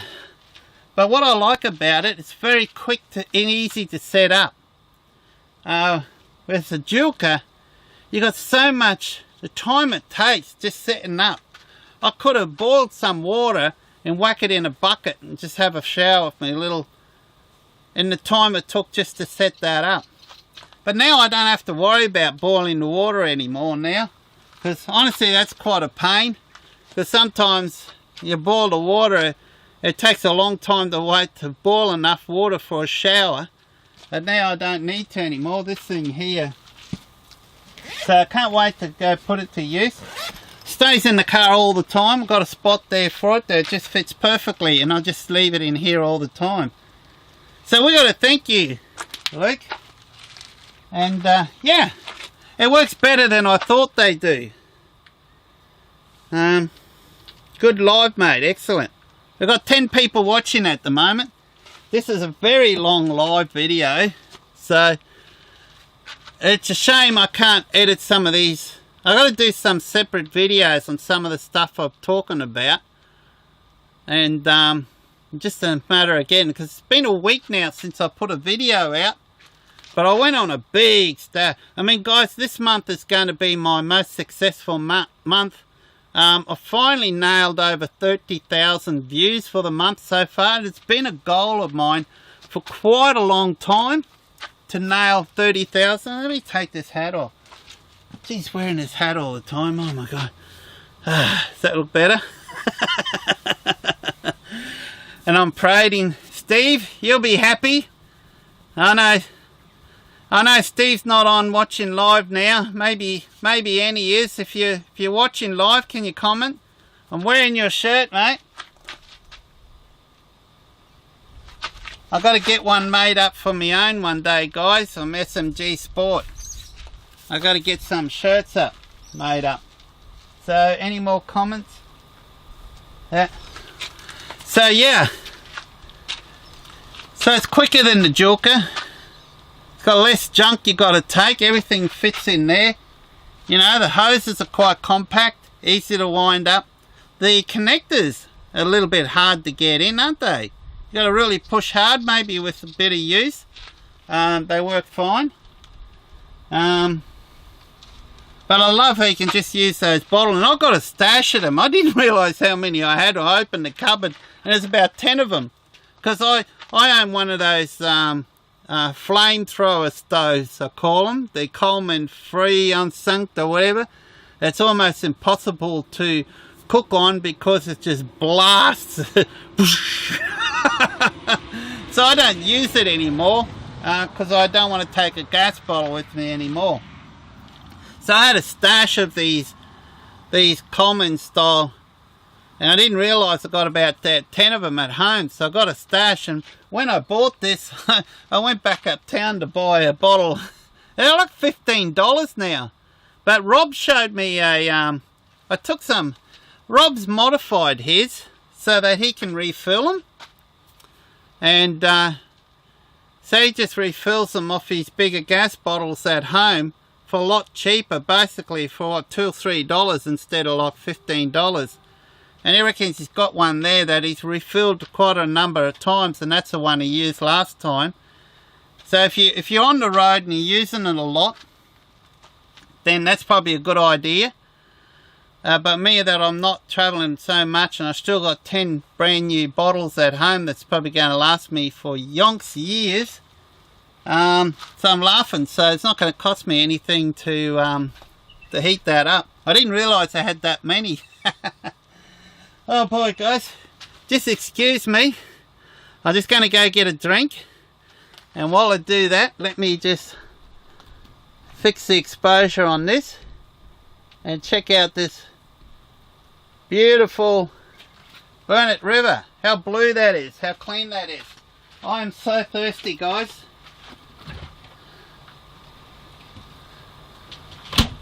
Tell you what, the rum and coke is almost so tempting.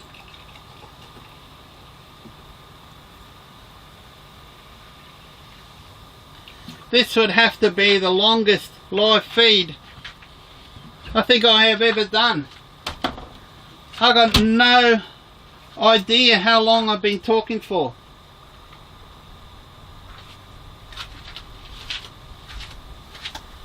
And of course, oh, you can't see me, that's alright. Literally look at the river for a change. And of course, guys, is that better? And of course, this is the second live feed for the day. What have I got this camera lens set up? There we go. Let's go super duper wide angle. Is that better? You see my awning here? I know I'm washed out, but at least I want you to see the environment where I am. It's a pretty big river, this one. It probably looks small in there, but that's a far way on the other side. Now I can see where I was before the distillery. I can see it, it's just there. So I'm not far from the distillery. I can almost smell the rum from there. Actually, I'm pretty sure I can. And what a beautiful day. Huh? How awesome.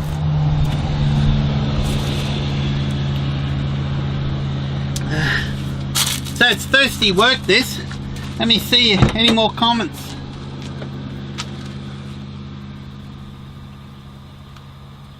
What do I do for work?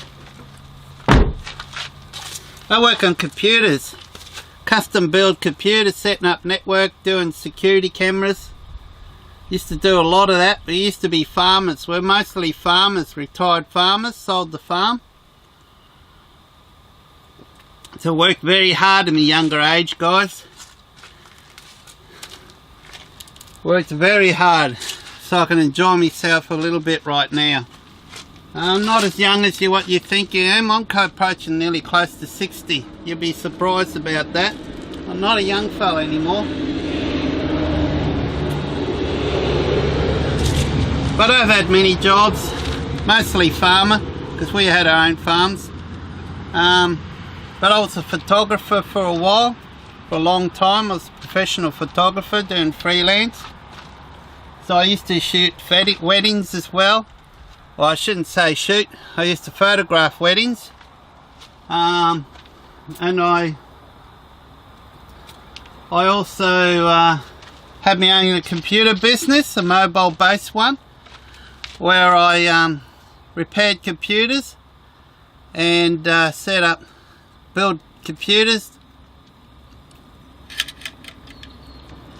I used to run packing sheds for some of the other farmers, tomato farmers and so on. The Dingles, used to work for them. Famous Dingles, the Bundy, the wood chopping clan, used to work for them.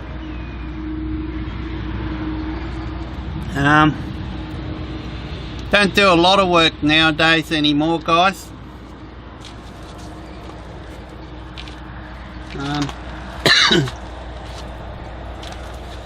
What, 7-8 years time or whatever, I'll be on the pension. I'm not as young as what you guys think I am. One guy thought I was 30, in my 30s.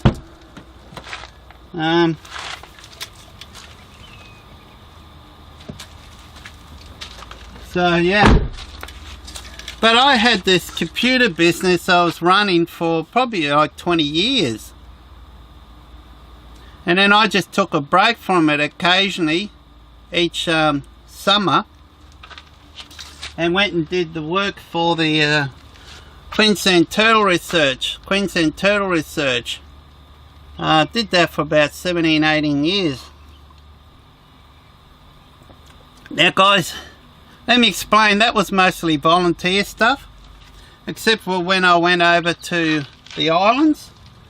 I was kind of officially employed with the Parks and Wildlife Service, but I wasn't getting a wage as such, but they were covering all my costs, like any transport over there, the boats to go over there, the accommodation, etc., all the gear I use, and they were supplying all that. So I was never out of pocket.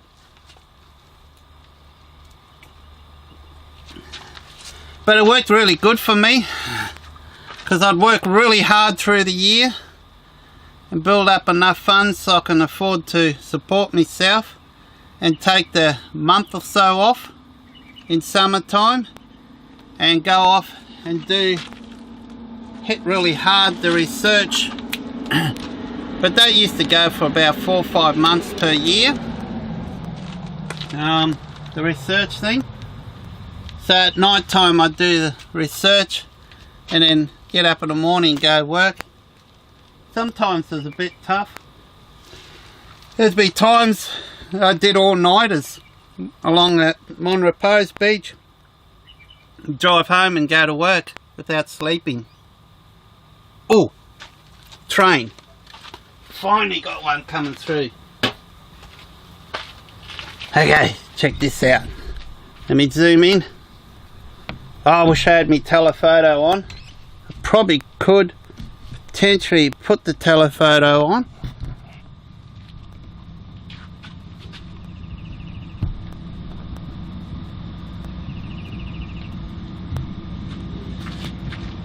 Check out it's got no carriages on.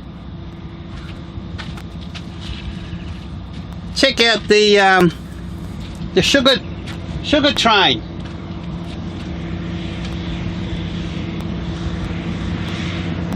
See if I'll have to use the telephoto next time.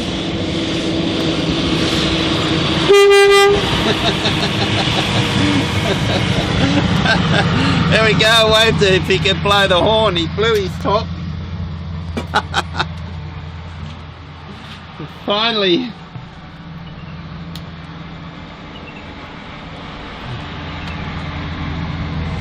Let me try to get this back up how it should be. How long have I been live on? I can't check because my damn iPhone won't play for me. Did that come through clear? Here we go. It's zoomed in so you can actually see a bit more of the river. It was high tide when I got here. The tide's down a lot lower now. And you can actually see, I don't know if you can see it, right over my left shoulder. Which side? Right here. Can you see some rocks just starting to get exposed? Right there. Can you see that? You see those rocks? Eventually at low tide, that rock goes right along here like this and comes out right up here. That's what we call Kirby's Wall. Years ago, guys, years ago, in winter time, you'd be standing side by side. There'd be literally hundreds of people to stand on that rock catching the brim, the winter brim. And the old guys used to catch so many of them, and they'd go home and just fill up their deep freezers, and they'll come back the next night and keep doing it more, and they'll have freezers just full of them, and then hand them out to their mates and all that. Probably why there's not many of them around anymore. But it's amazing how it's changed. The Burnett River used to fish so well, and I think it fishes better now than what it used to, particularly since we had the real big floods here. It actually fishes quite well if you know where to go, where to fish, the right tides and so on, the right bait. But that's what we call the famous Kirby's Wall. And yep, you stand along there and you pull in some of the really nice big brims. In winter time they used to just hang around just all along there, and you can see it goes off quite a fair distance. Well guys, it'd be hundreds of people, and you're basically standing just meters apart all the way along there. I've seen and this is probably up to about probably 40 years ago, 35, 40 years ago, because this is my hometown. I'm born here and I lived here my whole life. The longest I've ever been away here is 3 months. I've never been more than 3 months away from home. So predominantly my whole life just here. So I thought I'd like to show you that.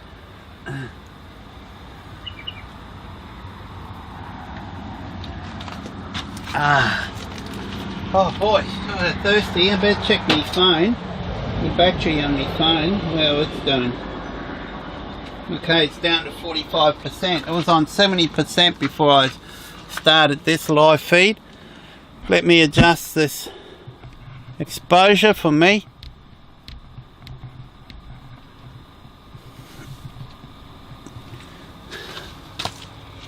Does that look alright? There we go, that should be better. So you can see me better now. Oh, there's a big truck throwing up some cheese. That's huge.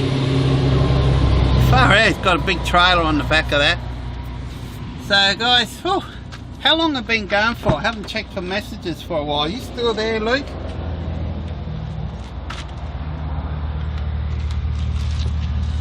So if you want to know what I did for work, we're mostly farmers.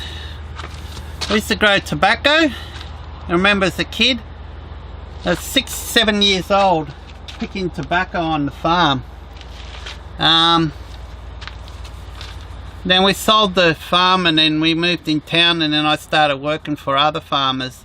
And I did a stint at the Wide Bay Brickworks for a while. That was the worst year of my life working for them. Hated that job, but it was money coming in. And then I got into the photography, and that was okay, wasn't too bad, eh? I used to do a lot of jobs taking sports photography. So I used to go to some of the sporting events around, whatever it is, whatever they need photos for. Car racing, stuff like that, boat racing. Did Formula 1 for photographies for Formula 1, the racing boats. Papers every weekend, the weddings and so on, shoot the weddings. Yeah, I was really into the photography. Rodeo, used to do a lot of rodeo. I should dig out some of my photos from years gone past and share them on Instagram with some of the stuff that I've done, particularly the sports photography. I actually did photos at the World Championship, what do they call it, decathlon. I took photos. I was down in Sydney one year taking photos there as well. I can't remember what it is now. It's not decathlon. It's I don't know. People running past and push bikes, and they go for a swim, and then they race on the push bike, and then they have to run back. I was doing photos at the World Championships and that as well. So I did photos for a Street Heat car mag. Do you remember Street Heat car mags? Very famous car mag, anyone who had a hotted up car. And sometimes I'd take the car down to the rum distillery as a backdrop, or at the back of the shopping centre, the backdrop, and then have girls in bikinis cladded laying all over the car. I took photos and send them off there. So what's this dude doing? There's a guy down here fishing, or attempting to fish on his own on the boat.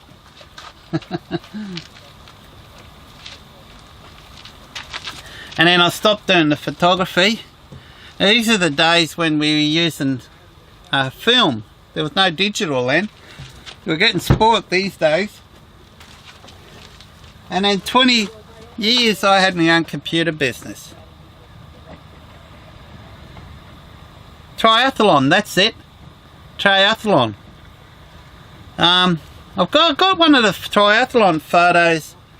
I tell you what, guys, let me share a photo on my Instagram of one photo I took at the World Championships at the triathlon. I'll show you the type of shots that I took. It'll go on my Instagram, and I'll see if I can find it here. I think I got it in favourites. I saw it here the other day. Any of the professional work photos, if I've got any on my phone, I'll show you.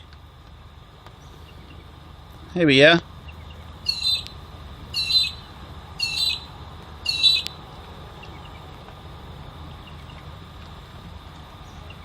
There we go. It's just being uploaded now to my Instagram.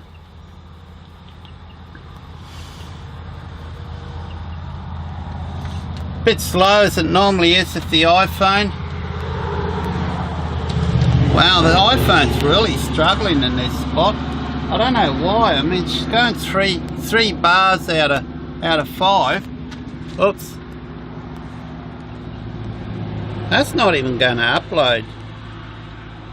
Alright, let me go to photos. Let me just show you here, guys. I'll just bring it up on my camera. If I can find the photo again, it'll probably upload when I get home. Where is that photo? See if I can find it. Here we go. You might be able to see my camera. So this is type of some of the stuff I was grabbing back in. Is that going to focus on that? So that's one of my photos at the World Series, World Championships. It was in Sydney. So I did a lot of panning, just slow. That's what I mean, camera set fully automatic, guys. So just slow panning. Wow, it's amazing how close this lens focuses.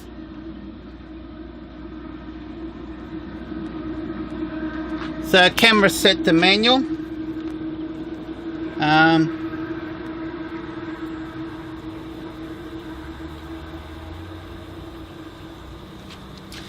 So if I bring the chats back up, that photo will not upload. It's freaking terrible.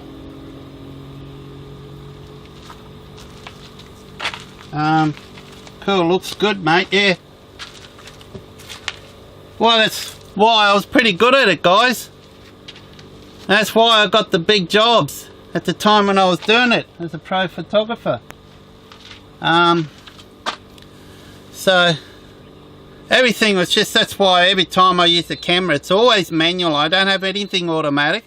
Everything's always manual. I just adjust it to the light as soon as the light is needed. If you ever need any help on photographing sports, I'm the man to ask, guys, because I did it for a long time professionally. And I loved it. It's great. And I still got that camera gear. It was all Canon gear. And I still got it. You know, all professional L series lenses. I've got a 600mm L series Canon lens at home. Gosh, how old that thing be? I still got it. I should use it one day. What I'm using now is Sony. I use Sony now. Love the Sony stuff. So what I've got here is a Sony camera. Beautiful camera to take photos, but it's predominantly mainly used just for filming videos. So my interest now is in filming videos. But I still like to dabble with the photography as well. But most of the photos I do now is with the phone, because it's quite remarkable the quality of the images that come out of the phone. Even that old iPhone, it's just, see, it won't even play. Look, it won't even play. I don't know what's going on. 3 bars of, let me restart the phone. I haven't restarted this for a while. And when I say a while, probably 4 days or so. Let me just shut it down and start it up again, because it should be working better than what it is. And I'll start this up again.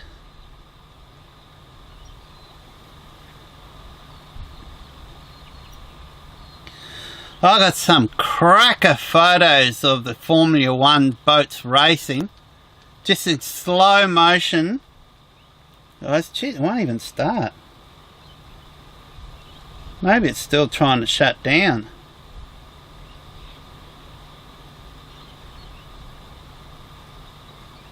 Oh, I'll just leave it be for a while. I don't know what it is to that phone, guys. It might have almost shit itself. I've got some cracker photos of the Formula 1 racing boats. You know the Formula 1 boats they used to race? Just panning. I always just put the camera in close like this, and I pan at the waist. The arms are just solid, and just tick, and I'm going like this, click. The long focal lens that just zoomed right in. So you got all the water, all the motion of the water, and particularly if there's another boat behind it. And it looks awesome, mate. If you nail it, real light. It's real. And did the same with rodeos.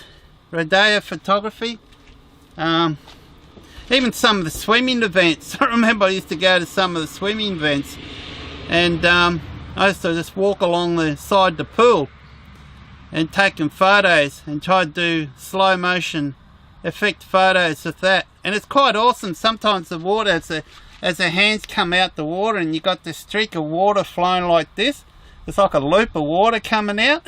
I'll have to see if I can dig them out, guys. Unfortunately, most of them are on slide, so I don't know how I can convert them off a slide into a photo. But some of the photos, some of them I did get in the photos, so I'll go through my drawer and scan some of them and see if I can find some of those photos and put them up and show you. Because they look really cool, real artistic. So I used to love doing that. Just follow on and that's what I did a lot. I always tried to depict the movement. It wasn't frozen. I always tried to, in my photos and sports photos, I always tried to depict the movement. I'd get the subject. It's really important. Try to get the subject, the main subject. You saw that photo I showed you, the arms and legs. As long as the face, the main body, the face is the most important, was in subject. And then the rest is depicting the motion. You can see the motion in that. Push bike racing too. Got some real good ones. The panning of the push bike racings going around. I use wide angle lenses for that. And I got it right up at the corners on the track. And as the bike's coming in, leaning over. And they practically look like they're looking straight into the camera. I remember one year when they had a professional race. They were coming through the Queensland a race, and all the professional riders were up at Mount Perry, and they were racing up there, and I went to the top of Mount Perry Hill just before in the bend, and there literally bikes just coming past just so close on a wide angle lens coming through, and it's just, yeah, see if I can dig them out. Used to love it. I was good at it too at the time. But yeah, that was awesome. I never ever spoke about that, guys, about those photos. So let me see if my phone will start. I turned it off.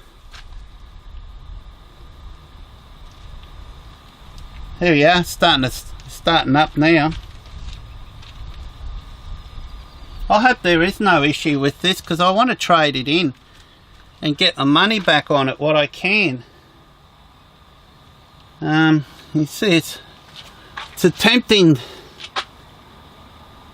Oh yeah, it started.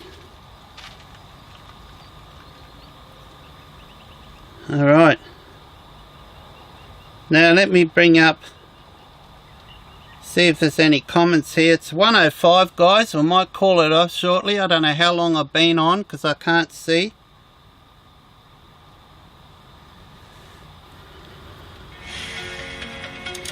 Ah, the video started playing this time. Need a convenient way to send money? Take the SIM card out and wipe it and put it back in. Ah, the video started playing this time. Oh look, I'm on live. I've got to cover my face, otherwise it won't focus on anything else. That's what I love about. I'll pause that. Okay, seems to be working better now. That's what I love about the Sony, why I went for the Sony for photography, because they've got the best autofocus out of all. In particular, someone with me, I don't have a partner or someone that can use the camera, so I stick it on a tripod. It's very important I've got something that's going to do the job that I can't do, you know. So this here is designed to focus on my eyes. Alright, so it doesn't matter if I move back here.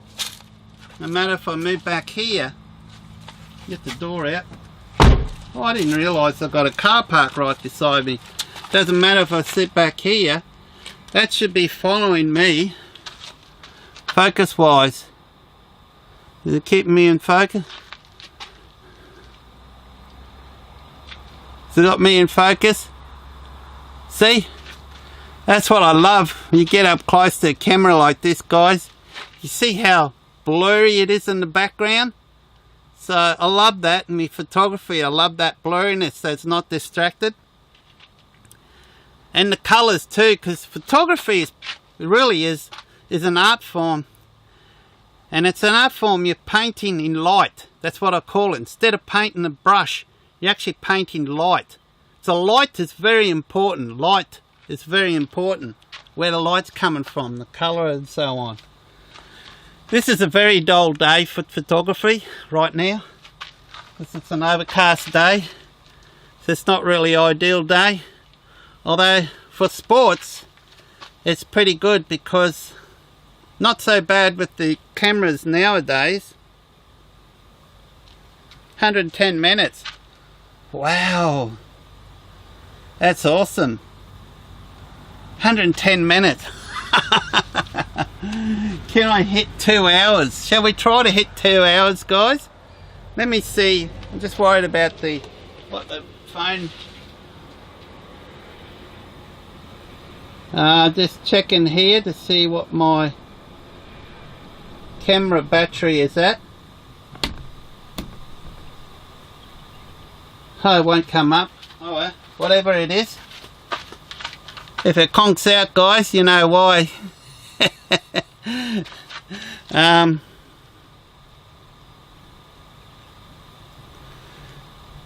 Says 10 watching now. Oh, at least my phone seems to be working better. Must have just needed a restart. I'll have to, when I go home, I'll have to look at that rock wall is more shown now. There we are. Let me again, because it's, can you really see that rock wall now? The old Kirby's wall, guys. Yeah. So yeah, awesome.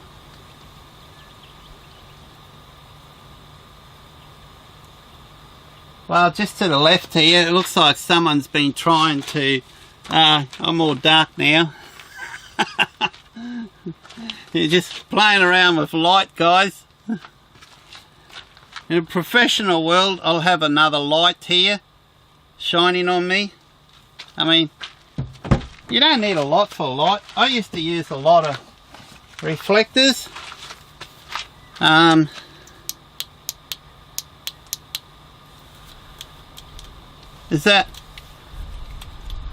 That's not really doing anything, is it? Lighting my face up.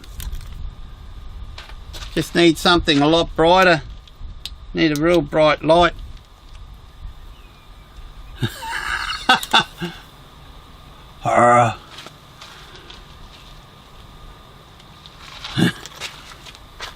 Need a very bright light. So in a professional world, you'd have it, you know, so the background's not washed out as much as it is now, and have a real good long strong light source on me. Let's see what.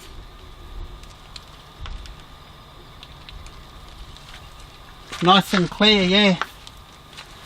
It's an awesome camera. I'll have to show you. Let me. Oh, wrong way. Is that better for me? How can I show you what I'm looking at? Take a photo.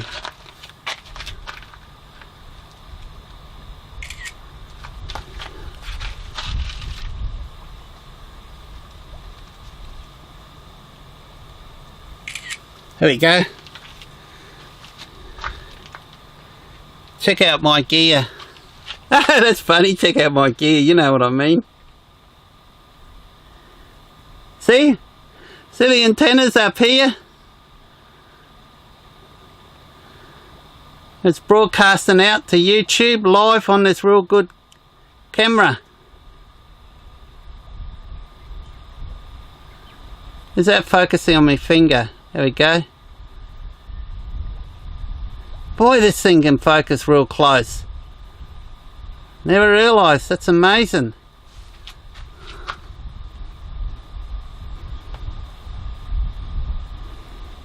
Is that its focus? No. It's a good lens. It's a professional series lens.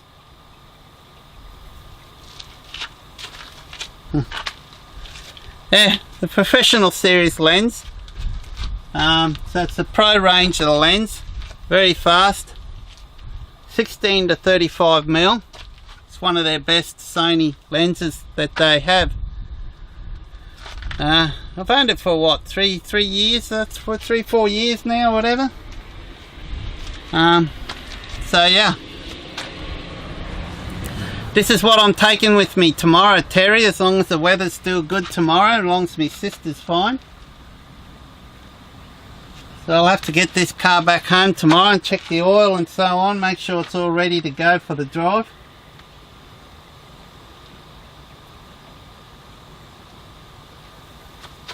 And try to get a good night's sleep tonight.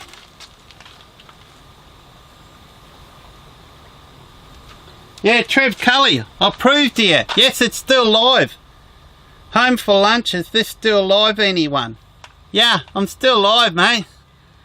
Trying to hit the nearly 2 hours. Can you let me know when 2 hours is up? I don't know how long I've been on for. How much time have I got, Terry? We'll make it 2 hours. And, yep, still live, mate. Really testing this gear out. In fact, the battery... it's actually charging the battery on this external recorder. Didn't know it actually charges. I had to grab, beauty of the 240 volt system in my car, I had to plug the 240 volt into my external recorder. The battery was just about flat. So, should go do a live feed up at the hummock, the only hill we got in Bundaberg. That used to be a volcano.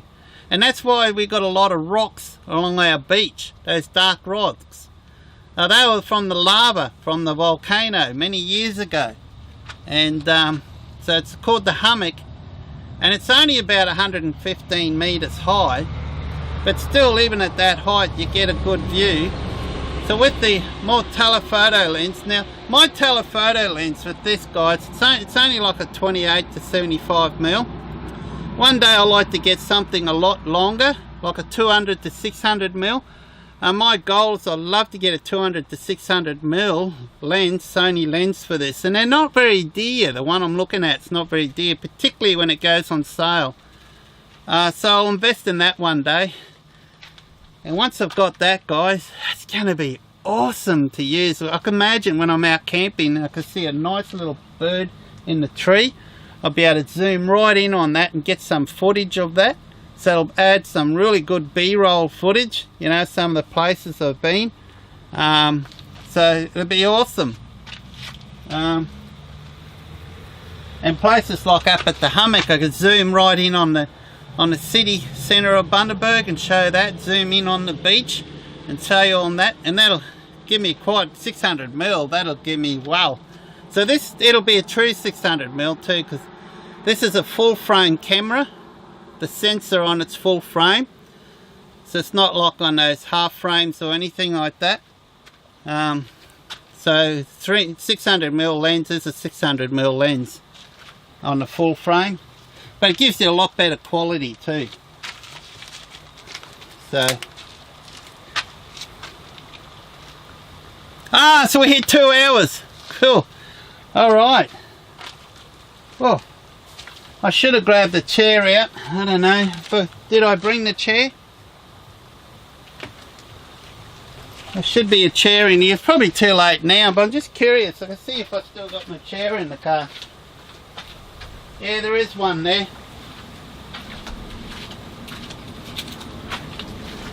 So, Terry, we did 2 hours here, and I think we did just over 50 minutes earlier on at the Bundaberg Rum Distillery. Guys, I did another live feed at the Bundaberg Rum Distillery just before this one. So I hit nearly 3 hours of live footage today.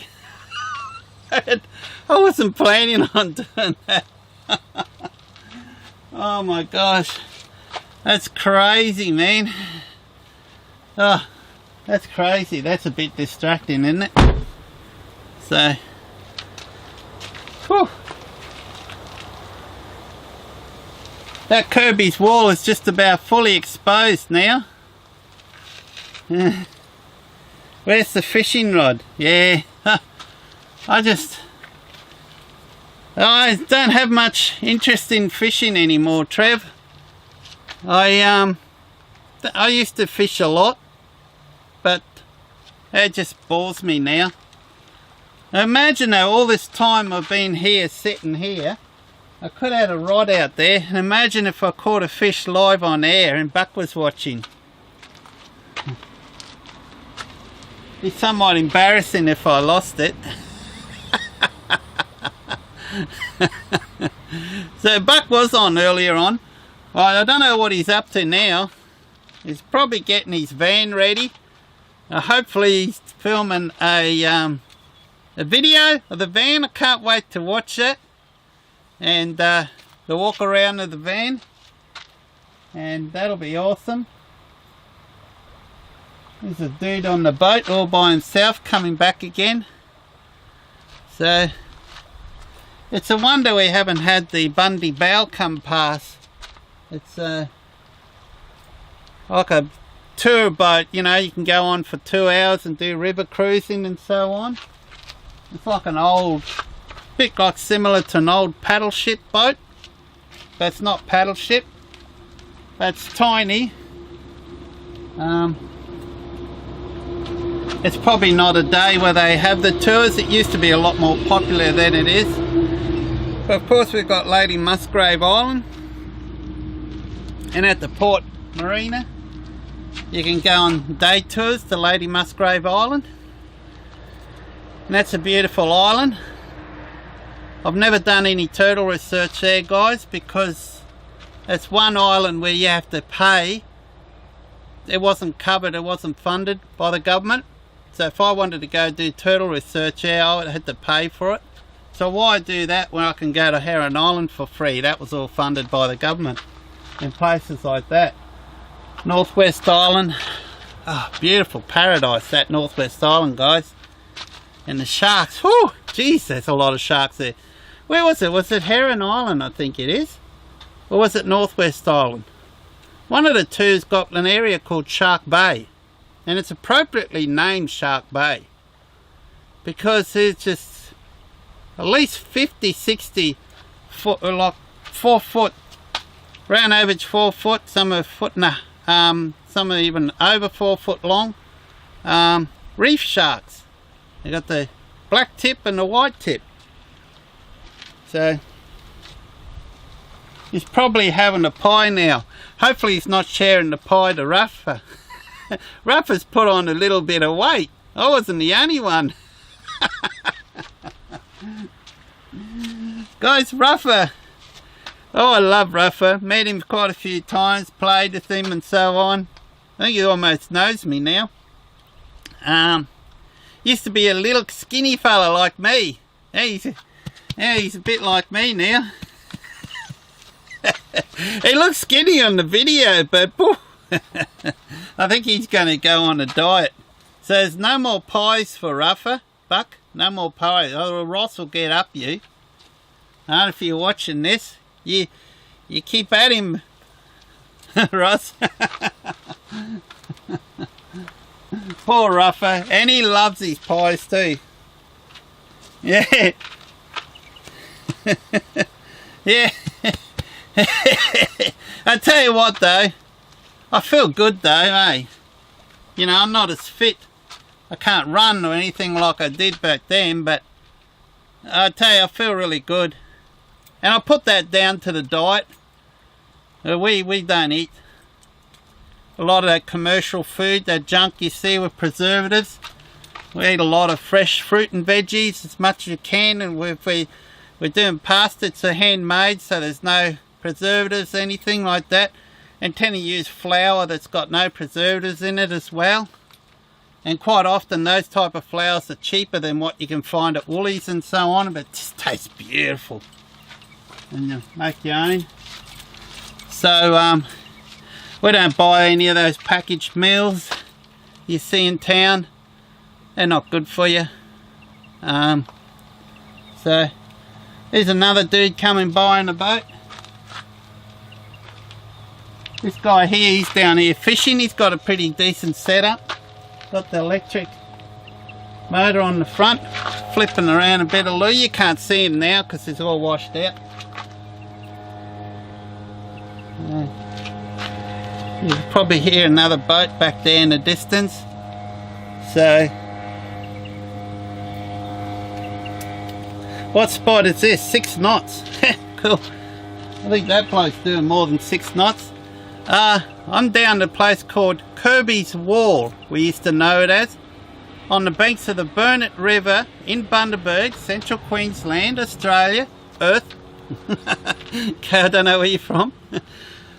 Just up the water from the famous Bundaberg Rum Distillery. So I can see the rum factory just there. You can almost smell that 100% rum. The wind is blowing this way. Getting high on the fumes. So this is the Burnett River, and few people fishing here.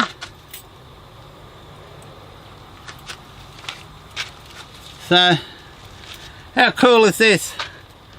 Wow. Oh well. Might don't know. Have you got any other questions you want to ask anything here? I'm willing to stay a bit longer.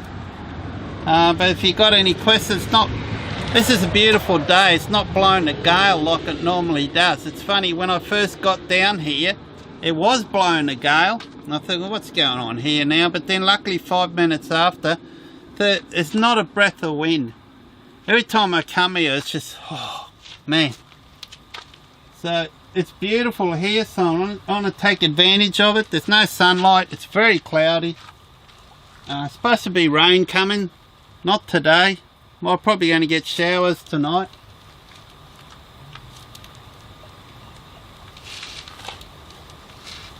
I've still got a vehicle parked right beside me here. It's probably wondering who I'm talking to. So yeah. So I'll do a few more of these live feeds like this in a few different areas around town like I did this morning. Yes, I'm from the Gold Coast, the beautiful Gold Coast. Love it. My sister lives there, so we tend to go there a fair bit. Although I haven't been at Gold Coast much at all in the past 2 or 3 years. Not as often as I used to go. Long weekend. Yeah, that's right. What's it? 3rd October is a long weekend. So this will be pretty busy here. The Burnett Heads, yeah. I need to go to Burnett Heads and do a film in there. Should go up to Cartell's Gear up the mouth of the Burnett River, where the old, should show you a bit of history of the Burnett Heads, where the old windmill is. That'll be a good spot. There's a nice little caravan park camping ground right next to it on the water's front. And Burnett Heads has had a fair bit of rejuvenated.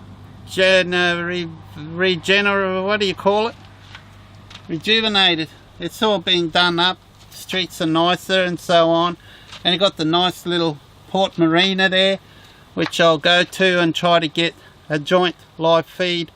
Try to do a live feed with another YouTuber, popular YouTuber, particularly very popular overseas viewers. And it's called Project Brewpeg. B for Bravo, R-U-P-E-G. So check their channel out. And they're based here in Bundaberg. And see what they're up to. So Kirby's Wall is certainly... Let me show you Kirby's Wall now.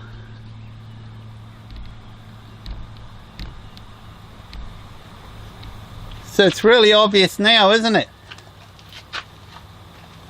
So... years ago at low tide, there'd be people 3 meters apart each other fishing all along there at night time, mind you, at night. You don't tend to get too many. I haven't noticed that guy catching anything. So he's moved on. There's no